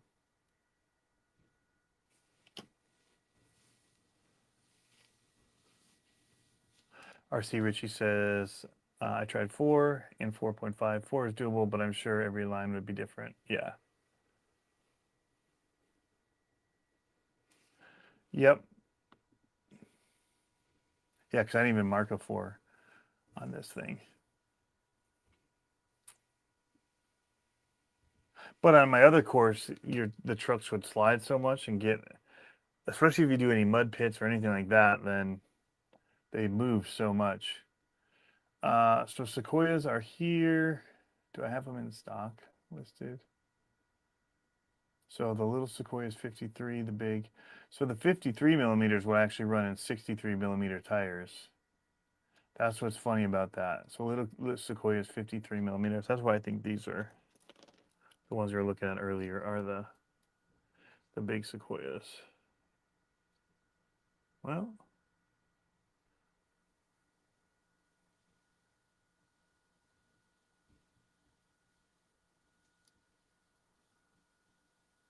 these are like,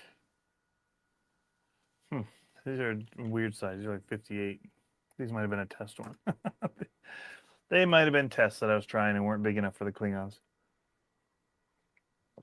But the 53 millimeters are what I run in the ruptures, which I couldn't list here. I need to put, that's what I was running them in.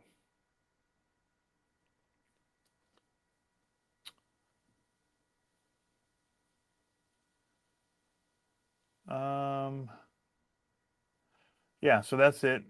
The main thing with these, though, I did put in here the sizes are listed in that like D28, M28, D30, M30, D32, M32, and then T32. The only one that I did in the TCR wheels so far is the 32, and that's because somebody specifically had requested it. Not many people are running that size one. And honestly, when you get that much smaller, they won't actually work. There's not that much room in these. Where am I? In this right here. Just turn this off. Because there wouldn't be the tree bottom if I did that large of an inner diameter. So I can't even offer it in that particular one. So yeah, there's something I was going to say. I was going to point out on here if people are ever interested in they're buying. One of the ways that you guys can support me, and I try to build in the site so people could just go there and use it as a reference, is under RC Faves and Deals. I have an affiliates link page here, and these are just, if you're going to buy anything, it doesn't cost you any more. But if you come here and you use this to go to the site and buy, these are the only ones I have them through. Is Horizon, A-Main, Red Cat, Injora, FMS, Sen, and DirectRC. Then there's also coupon codes, it looks like here, for Injora and FMS. But if you use those when you are going there to buy anything, it does help support the channel. So I was trying to build that out so people could just go there and use that as a launch point. Trying to build out some of these too, like the favorite parts and stuff that I use. And then these are all affiliate linked so people can do it. But these are going to change because I've got some new ones for my recommendations on this. But trying to build out, and I want to do this for all the different trucks that I run, is build out like what are my favorite bashers, what are my favorite upgrade parts for my bashers, what are the parts I use on an SCX24, and just because I get the question so many times. It'd be great to just have a spot to point to, but that takes time. I mean, this all takes time. In fact, I need to go and change up the RC Deals one because it had coupon codes, and whenever I see sales, I was putting, like, I don't think this is a sale anymore. That would have been last week. But I'm trying to make little catalogs of things like that that are helpful to people, as well as having rules for our monster truck racing. There's a whole little build out here for that now, and what we're running for truck classes and our rules. And there's a download that you can use for those as well. And then the mini bike racing's on here too. So I'm kind of using my site for a little bit of everything. But I have had people reach out to me already requesting to race with us. So I don't have a calendar for you that yet, but Carnival Comp rules, these are what I've used in the past for Badlands and different things. So these are older. And it was just basically very simplistic classes.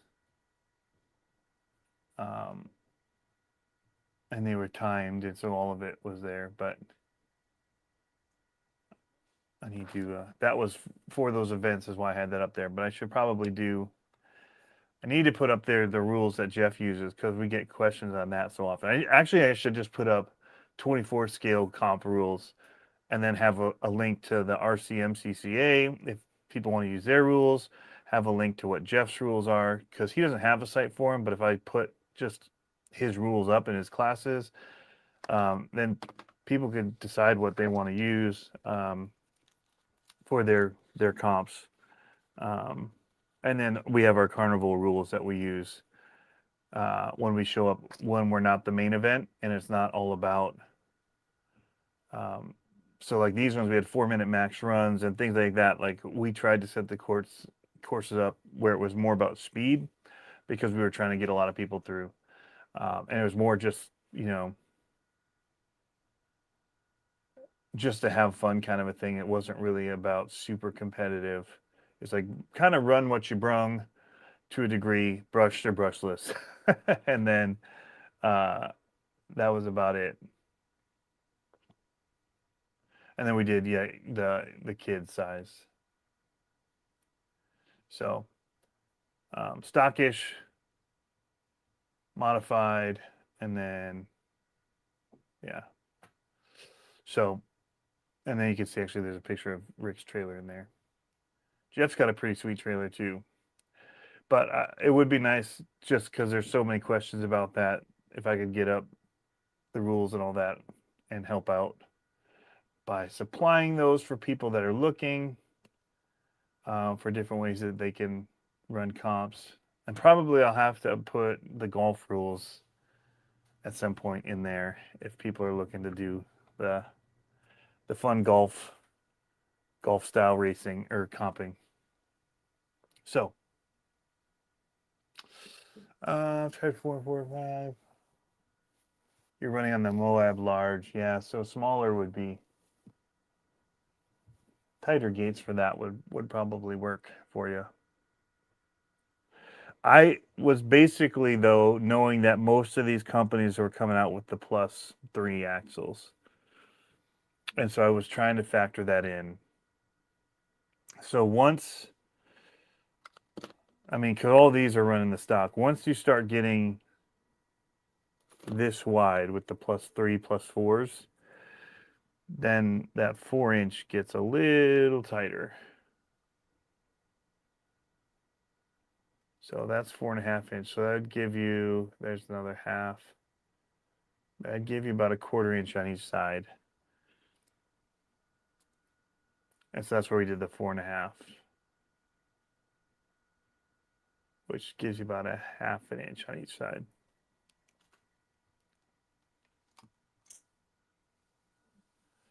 That wouldn't be a bad idea. We could drive more traffic to your page. Yeah. Yeah. And then, again, I'm trying to help people out more than anything. That's why we got into doing YouTube in the first place. It was never about being a business, and I'm not trying to become a huge store.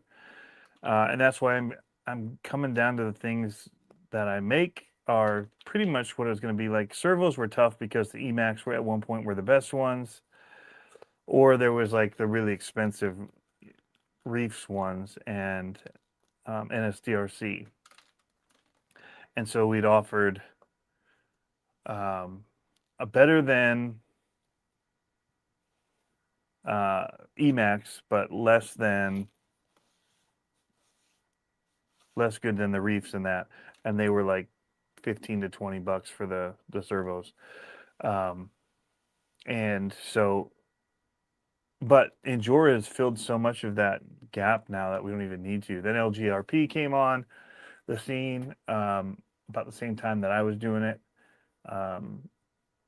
And maybe later, but I didn't really start with it with the mini crawlers. It was more the monster trucks, and we couldn't get shocks and we couldn't get certain things for them. And so I was trying to build that out. And then when that mini LMT came out, it was like, well, we don't need to be building these anymore. That's better and way cheaper because we were spending $500 to build mini monster trucks, and out of 24 scales. And so I was selling the Surpass motors. In fact, I still have 2 Surpass motors left up there. I don't know that those will ever sell. I've actually got the Furatech Rocket Man. Is that what that was? With the transmission, whatever their brushless system was that they created for it. And that's actually how I got to know mainly Furatech was through the monster truck stuff. They love monster trucks and they wanted to help start building them, which is, oh, it's not up there anymore. Where the blue, I had that custom blue son of a digger one. They were making the green and the black and I think red chassis. And then they let me exclusively sell the blue ones if people want to do son of a digger. And so we kind of just got to know each other from that. But trying to look, Mofo was getting out to me because he was making chassis to convert them as well. ECB 3D printing, lots of people. And so it started with that, and then we were also into the mini crawling. You know, I had some of the first videos on building a course out of the plaster cloth and stuff like that I figured out. And the trucks still weren't great, and we were hot racing. You know, everything we were pushing was going wide and getting stance. You know, like trying to keep it from tipping over because they tipped over so easy. And so we'd widen them, but we were jacking them up too at the same time, making them tall, just doing all the wrong things that people still do wrong now. It's funny, you know, you get into it and you're just like, oh, I'm going to lift this thing and put these really wide, you know, and we were doing the wheel extenders and all of that. If you watch some of those first ones I was doing with a white Jeep, I cringe looking back now. It's still out there though, but I cringe at what we were doing with them. But there weren't options. Like at the time, that's what you were doing to make them better. 3D printing was just getting going. We were doing a lot. Most of that was for drone stuff that we were 3D printing. But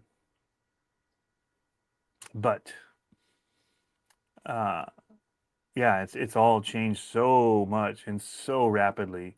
Because Jeff was one of the first places at Reaction RC that was doing comps. So I remember Matt and Josh had just done a build off, and that's when I saw that Furatech was making those Outrunner motors, the Komodo, the original Komodo, and the Lizard Pro, and then you had that little Bluetooth dongle, and it was all just shrink wrapped. Do I have any here? I think they're all in my cases. But everything was shrink wrapped. I'm looking to see if I have any down here. I don't see any. Bummer. Okay. Oh, I probably have one in a truck. Oh. Yeah, start taking them out. This one might, actually this maybe. Nah, oh yeah, right here. That little guy. So, actually the Jeep was kind of like this. But this one I actually just put onto, this is actually a Furatech whole build. It was one of their early custom ones. What was it, Grasshopper? But this is one of their first all-in-one ones, and then I just mounted you could mount your stock body in the back part here, and then magnet it down. Didn't work great, but I needed a body, and none of my stock trucks I use any of usually the bodies for. So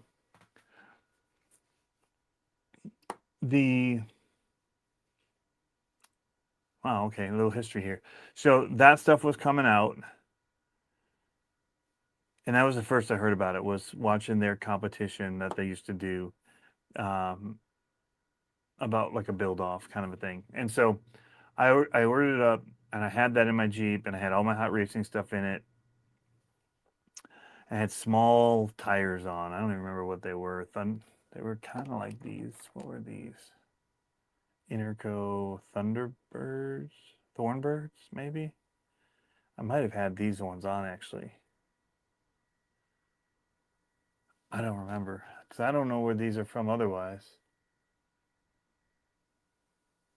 Look at all of those. That's how you put those on. True beadlock. Which is why they're still on there. So there's a video of a comp up there at Reaction 2021. That's early on. So it doesn't seem like that long ago to say that, but this scene did not look like this 5 years ago. It is blown up. So Dana and Travis and Rick and I were some of the early ones on there. There was other guys I can't even remember. I have to go back and watch. I know Matt and Milo were pretty early as well. And so we got hooked like very quickly. It was all tabletop originally. It's very small L-shaped tabletop, and they added to it. But we'd also run down on the actual 10 scale, which wasn't as much fun. And that's where I actually remember vividly. I had my truck hopped up with this PureTech system, thinking I was the bee's knees, and I couldn't even make it to like the first or second gate. I couldn't climb up whatever it was at all. I just didn't have the wheel speed, and just struggle busted. We didn't have all these winch sticks and stuff back then. I don't even remember what we did if we couldn't make it. I think we just had to take the gate and then just pick it up and move it to the chest pass, or we took a hand of God to move up that section. But yeah, it was totally different then. And then I got the scythe, and that thing was just kicking butt. And they allowed it. It's up there actually still. Oh man, I still have that. Oh, right here. Still has the motor and stuff mounted in it. Mofo, servo, Mofo links. Hot racing bends though. Hot racing. No, these were Mofo shocks, just unlabeled.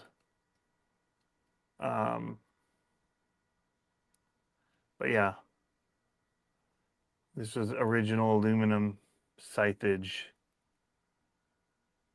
And that was game changing at the time. And it had the huge RC foil drive tires on it, which I don't see here. They weren't scramblers, they were their other ones that have the big lugs on them, and most people cut out parts of them. They should be here because the truck they were on is right there. Can't think of the name of them. They're probably in one of these bins down here. Anyway, so yeah, so the stuff has just advanced so rapidly. But those rules were some of the early ones that Jeff had, and that's kind of how it stuck and why we still use them. And I think a lot of it is because it also is beneficial to shops in some ways, the rules for keeping it a little easy. I understand the RC MCCA rules, especially for like comp and it out, where it's just everybody's about the comp. It's a little, I think, harder for people that walk in and don't know what they're walking into at a local hobby shop and then just want to be a part of it. Um, and honestly, looking at it now, I would probably even revise a little bit of it too, you know, because a lot of it was trying to keep it where you would build from one class to another. You'd start, if you had your, you know, brand new truck, you'd start in basically a stock class with a, you know, stock tire, and then when you start wanting to upgrade it, it moves you into the next class too. I think we allow the upgrades that we allow for that class to go a little crazy, but yeah, I think, you know, because it is about, it was originally the idea was to be a more inexpensive way to move up. But I would say that some of the class twos have as much almost money into them as a class three. So it was supposed to be allowing you to do some modifications that you could do on your own, and things like that, without modifying your chassis. But I mean, it allows full on now Mias axles and like really expensive upgrades. You know, $70 servos, all of that kind of stuff along the way. But I get to like some of that stuff you don't want to buy twice, but it feels like you could be like, you know what, we're gonna also do stock axle casings. You can modify them, or stock axle casings, or things that are the same, like OEM version of the stock casings. But you know, because the only thing now that the class 2 doesn't have that our class 3 has, for the most part, I would say, is tire size, which we're all pretty much running the class 2 size tires anyway, and is a brushless motor. But most people are running the brushless tunable ESCs. So the cost of the brushless isn't the motor. The motors themselves are $15. The expensive cost for people to keep up is the ESCs, which are $80 to $100 for the ESCs. This is all good, but where's Nacho? Hey, Dom? Nacho's upstairs. If he was down here, I'd grab him. But he's wherever Dominic is. That's pretty much the way it works. And Nacho is awesome, by the way. But yeah, anyway, I think that I think the original intent of the class to be like a slow build way to get to class 3 is gone when thinking through it from that perspective. Because yeah, buying them brushless is actually cheaper usually to buy it as a combo than to buy separate. But yeah, it is what it is. I don't write the rules. You just got to be within them.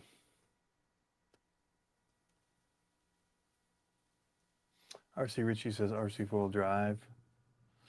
They were in it early on with a lot of the wheels and tire stuff for sure. The Steelies and all that. But yeah, so it's all gone crazy so fast. And I think I mean, if Axial does end up changing what the SCX24 is as a stock truck, that's going to change everything even more, because your stock class is going to look different. So anything, it's always prone to change and become different because that's what it does. The hobby evolves, and so things along the way evolve. I mean, even our classes, like this wouldn't even qualify now for our class 3 or our brushless class at the time because it doesn't have a body, and so it would now be a class 4 even though it's not 4 steer because it's running a non realistic truck body. So, and things like the Venge ones, yeah. The Venge stuff is crazy. At this point, would you upgrade a 24 or just buy all the parts and build one from scratch? So that's the thing that hurts the hobby stores. So their own rules hurt them. Because you would be better off now building your class 2 without ever buying the stock truck from the hobby shop. And guess what? They don't buy all of the other stuff at the hobby shop. The Mias axles. Our shop now does carry the Mias axles, and they carry a lot of the Endure stuff. So you can go in there and buy a lot of the aftermarket stuff. But originally, you'd start class 1 with a stock truck, and then you'd modify it and upgrade it. You'd have to buy the chassis rails. You don't even have to have the skid plate. It just can't be angled. And so now people are even running the Robski Fab ones, skid plates, which I have one right over here. Because guess what I'm putting in my class 2 build? Everything that's allowed. Well, no, I'm not. So I'm putting in, here's some of the stuff here. So actually I have a Venge transmission. That's not for that. Robski Fab. But we're going to do the OGRC axles. And those look long. Those are not supposed to be long. It says regular, so that is the way to get more steering out of your stock axles. And then I have drive shaft set. Why did I get this? I bought it from Jeff or something. Don't remember.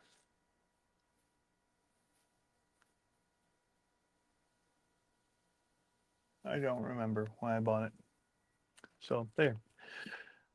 Oh, I think because I'm going to try to make it a Dediator build, but with the stock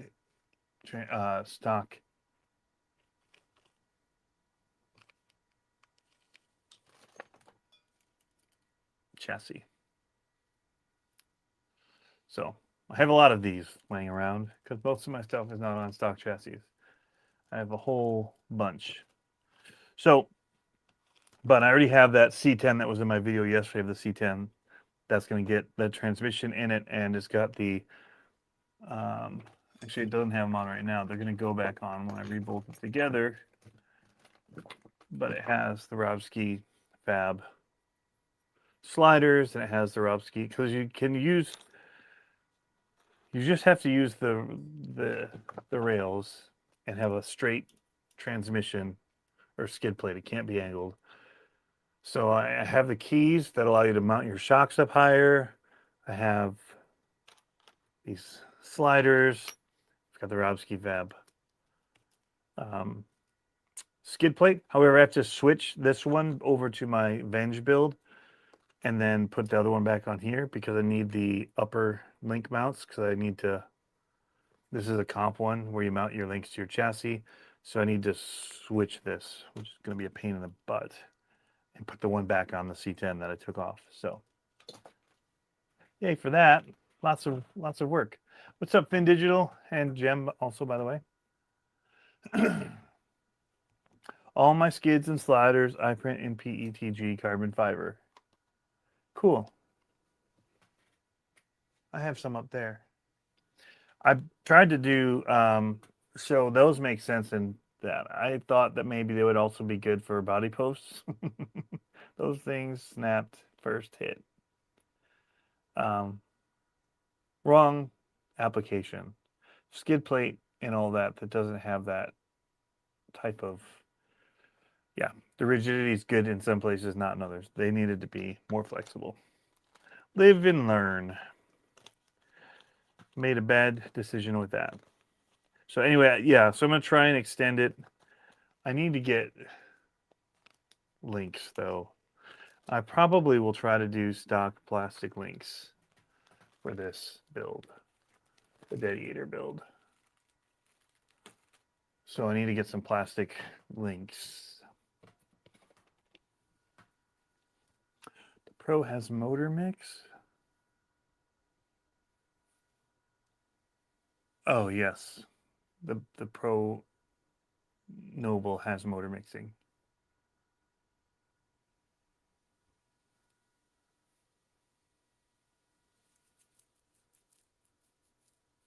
Bring me on and I'll show you the gray area builds. Jeff definitely is in the gray area builds. We do need to do that sometime. I'm actually gotta get off here because I gotta go do that video I've been talking about. But I just got down a rabbit hole talking about the history. I don't even know where we were going with that. We just jumped down history lane, memory lane. Start with rules. Then why did we go down that? Is that all I was trying to get to? Is where the reaction rules came from?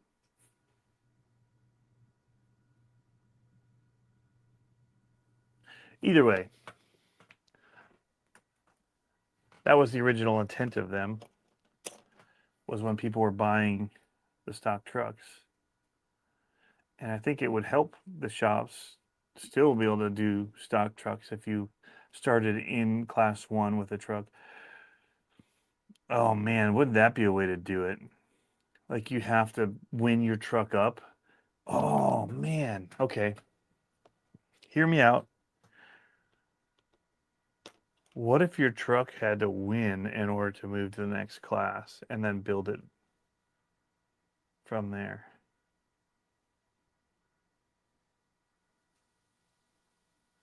Like you started with a class 1, you won a class 1. You could then move and start building into class 2.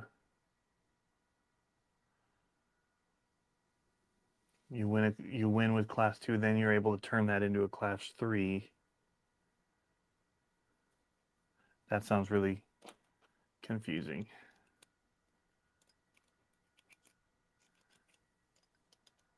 And people wouldn't want to do that. Fun idea. But stop me while you can.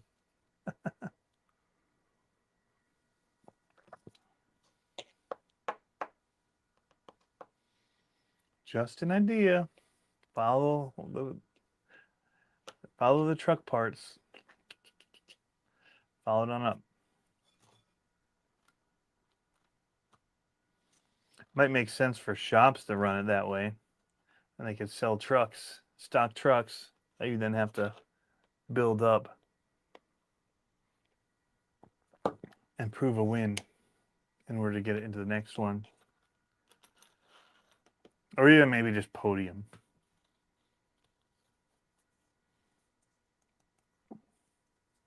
Or if you don't podium with it, if you at least run it in 5 comps. May not have to win, but you have to at least run it so many times before you can move it to the next one.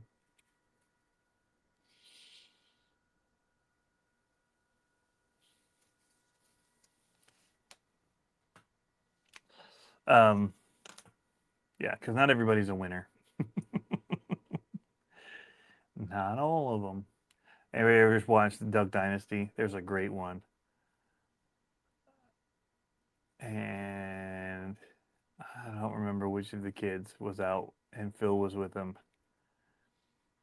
And they were talking about how they were all winners or whatever. And he's like, not all of them. Not all of them. Oh, it was so good. But yeah, dang it, stop, says Jeff. I mean, I'm just trying to help shops out.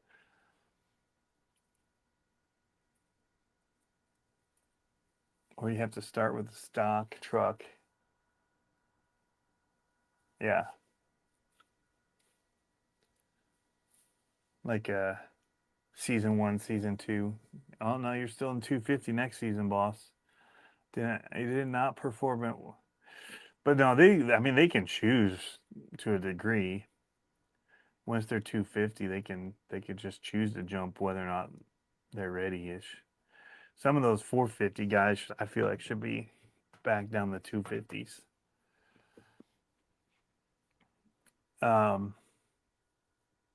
Last comp I went to, there wasn't even a class 1. Well, you know, if they had to win their way out or participate a truck through, so say I want to start entering a new truck in, I just go and buy the new Avenge thing, and boom, I got 3 class 3 trucks just because that's all I want to do. What if I had to buy it as a stock truck, win it so far, or maybe not win? Winning would be the fast track, because if you could win with it, you could bypass having to run it 5 times. Then you have class 2. You either have to win it, or you have to comp it in class 2 5 times before you can have your second class 3 truck. That would help keep people in class 1, so that when new people do show up or new whatever, you'd have some people in class 1. Because we're all just like, oh, let's just, I don't know, just an idea. Just talking out my butt because I can. I don't have any skin in the game. I don't got a shop. Don't have a shop that I have to worry about. But, I mean, it might help the shop sell some SCX24s. Or maybe you just do it only like, hey, if you want to, you can just start in class 3 if you want. But if you want to run 2 trucks in class 3, then you've got to earn your way, earn a truck up through it from stock to class 3. And then to class 4. Like, you can have 1 in every class, but if you want to have multiples in a class, you got to run it up through.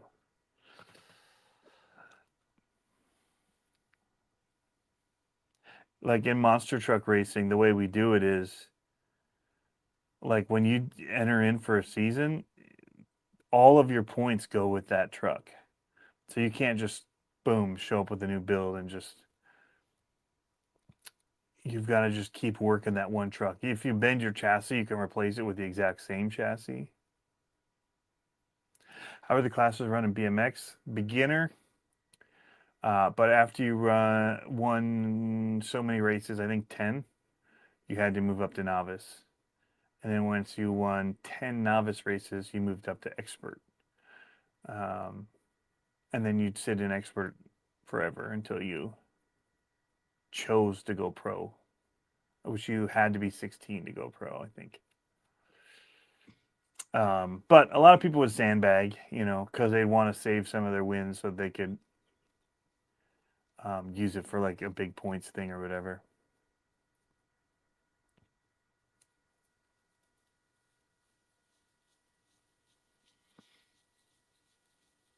Have you seen the Pontiac Aztec body on Colts 3D? No.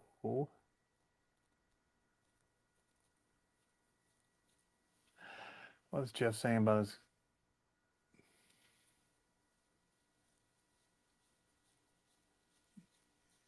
He says his class truck has, stock class has 20 trucks. So is that how you do it, Jeff? Is they have to win out of stock class? Or you were just kind of brainstorming with me for something that nobody wants?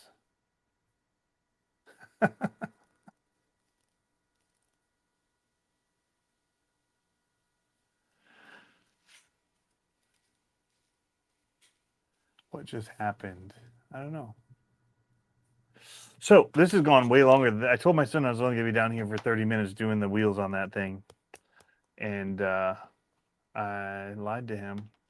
So now I got to go have lunch. I got to shoot this video real quick, which isn't going to be quick because of the way that I've decided to do it, with all of those lines and all trucks doing it. So look for that video coming soon. Get your popcorn. It's going to be a long one probably. But I also have to, before it rains, I have to fill in a whole lot here that's going to fill with water. So we ripped out a deck that was rotting, and so it's a ground level one. But I got to move the wood chunks that are still there from, I just broke it apart. Now I got to pick up all the stuff I broke, move it out of there so I can flatten it with dirt. Anyway. No, a bunch of guys over here just run all 4 classes. No PT appointment on the shoulder. Yeah, shout out to Isaiah Coates, 13. Yeah. Josh, the that shoulder thing was something else.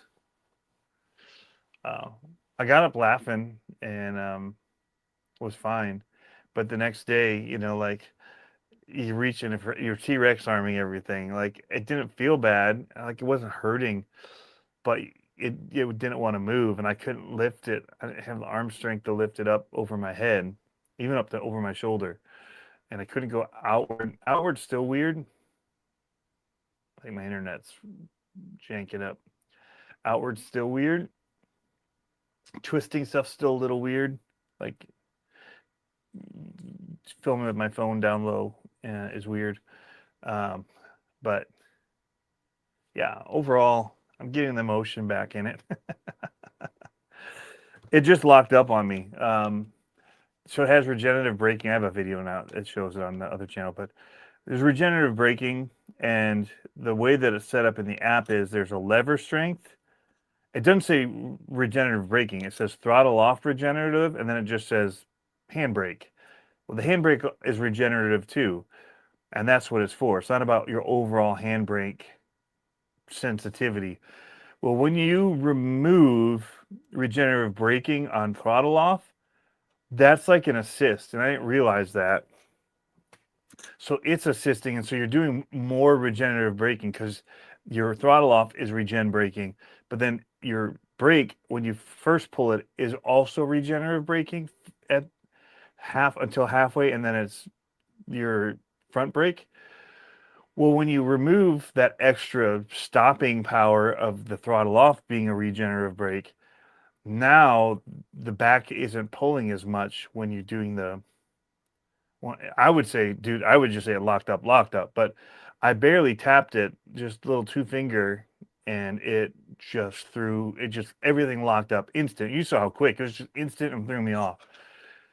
So what I found is it's actually better to turn your throttle regenerative braking all the way up, which doesn't make sense because all I wanted to do is get rid of the coast.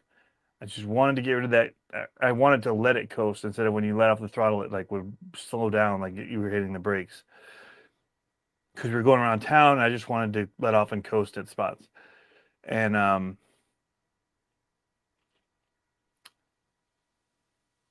it doesn't mix it well, so that just removing that means that your handbrake effectively works different than it did before. So it's, in my opinion, it's kind of dumb. But all we did was take that out, is what we thought was, we want to get rid of throttle braking. Well, then it just made the other one so touchy, it was stupid.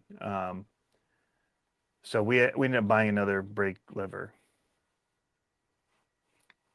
Yeah, I mean, it was full on. It was full on stoppage. So either you remove all regenerative braking from both things, so you only feel what the hydraulics are doing, or you put the regenerative braking all the way up on the lever, so when you hit it, you're getting more pull from the back than you would from the front. But it shouldn't be that way. Like if you remove that, it should compensate, and it doesn't. And they don't explain it anywhere very well how any of it works. And they did a video on it, and they don't make it seem like it's that way. But we've had it too many times where it just keeps locking up, and it's like, it's sketch. So I just leave the regen braking on now. So, but what we're doing is we bought this comes today, another throttle, and you can actually split it. So one is only handbrake and one is only regenerative braking. And so you just grab that, and it'll only do the regen braking in the rear. So you're basically motor stopping from the rear end, and you should never have that happen. And it should allow you to skid too if you want, which I want to. I want to be able to whip the back end out. So yeah.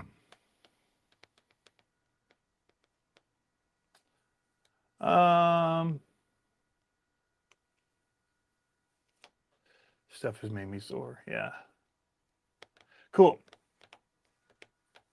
The 3D printer here was $800 for this one with the top part. If you don't do the top part and you just want to feed the stuff from the side, which is what I end up doing most of the time anyway. So if I buy another one, I'll only buy the enclosure and do the side feed. Because I'd rather it be in a little heater running from the bottom because TPU has to feed from externally anyway. So I'll probably just buy one just to use for TPU and run it out of a heater like I'm doing right now. That little white box that right there next to it with the clear lid is just heating filament all the time, and so that it's always dry.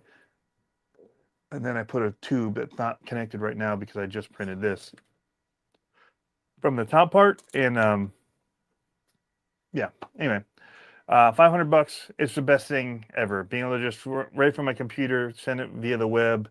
The camera's in it. I can look at stuff happening. It's a game changer. This one was $1,500. The yellow one, 13 or 15 or I don't know. To have them build it and send it completely built, where you just pull out of a box and plug it in. Back in the day, that was the best. That you would get for home use. It was a Prusa, and it's a great printer. But I have to do everything because I don't keep a computer over here by it, and that's all run off my Mac. I have to transfer everything on a SD card and bring it in. And it's not nearly as nice as doing it in the slicer and just say print and game changer. So anyway, hey, thank you guys for tuning in. I'm going to go this time for reals. You guys are the best. Hey, we're just in here doing this, having fun, trying to share whatever we can, and as we learn and all that. That's the primary. And just blessed to be able to do it with the way that things work out, and with my wife having a really steady, great job. So this isn't really about making money. It's I get to be home with my kids. This makes a little bit. I would say that I spend 120% of what it makes doing it. It just helps a little, so that it's not all ditching out of my wife's money that she's making. But yeah, I got to do the house stuff too. That's part of it. I'm trying to maintain this, help with the kids' school stuff, and do the running stuff. So basically, the what is it? There's the movie, and I'm blanking. But so yeah, so we try to keep this all, just up and up. We're not trying to be salespeople about stuff. I don't hardly ever talk about my inserts. I was only doing it today because I was putting them in and it got confusing. But I actually tell people the flub ones are awesome. Like, if you need beyond what we sell for ours, ours are cheap and they do good. But I mean, the flub ones, they've got every type of flavor you could want for every wheel and every tire combo that you could think of under the sun for the most part. And they have a cool system the way that it actually works too. So anyway, Mr. Mom, that was the movie. Thank you. That was so easy. But I was trying to use the word dad somehow. I thought dad word was in it somehow. But Mr. Mom, that's it. Yeah, so I'm here playing Mr. Mom and doing this on the side to help, basically, so I'm not a big, huge drag on our income. So, yeah, being a trophy husband. Yeah. So I do have limited funds. That's why that titanium chassis is not built. I save up like everybody else on a lot of this stuff, and I don't have the funds for it. And that's why I always tell people, if you don't have the money for it, don't go for it. Not everything has to be for everybody. The titanium ones, I'm willing to get in. Like, I had to save up for that and get that built when I could. And now I'm just saving up until I have stuff for the rest of it. But then other things come up, other expenses and different things, and trying to buy stuff for our racing that we do, which, guess what? I don't make money on that either. I just love doing it. So I try to pay off what I split everything in half with where we do it. And then the other stuff I pay to my son for helping film it so we can have video content of it to show everybody. And he's given up his whole Saturday to come help me do it and make sure that it is captured. And so I'm having fun running. So I pay him to help. But the gas and all that eats up all of it. and then buying all the stuff. I have so much more money invested into the racing than I could ever make back from it, in speakers, in the trailer alone. I mean, it would take. You don't get into this because you're trying to get rich. Let's just say that it would take 20 years maybe of running races to make it back. Because we're also trying to make it affordable so people want to do it and they can come out and do it cheap. So, actually, Gems, I'm trying to sell guitars right now to afford some of the stuff. But yeah, no new guitars for me now that it's not my main gig. Trying to get rid of a couple bass guitars that I have. So, anywho, man, you guys got me talking about something else. We're off. See ya. Bye. I'm out.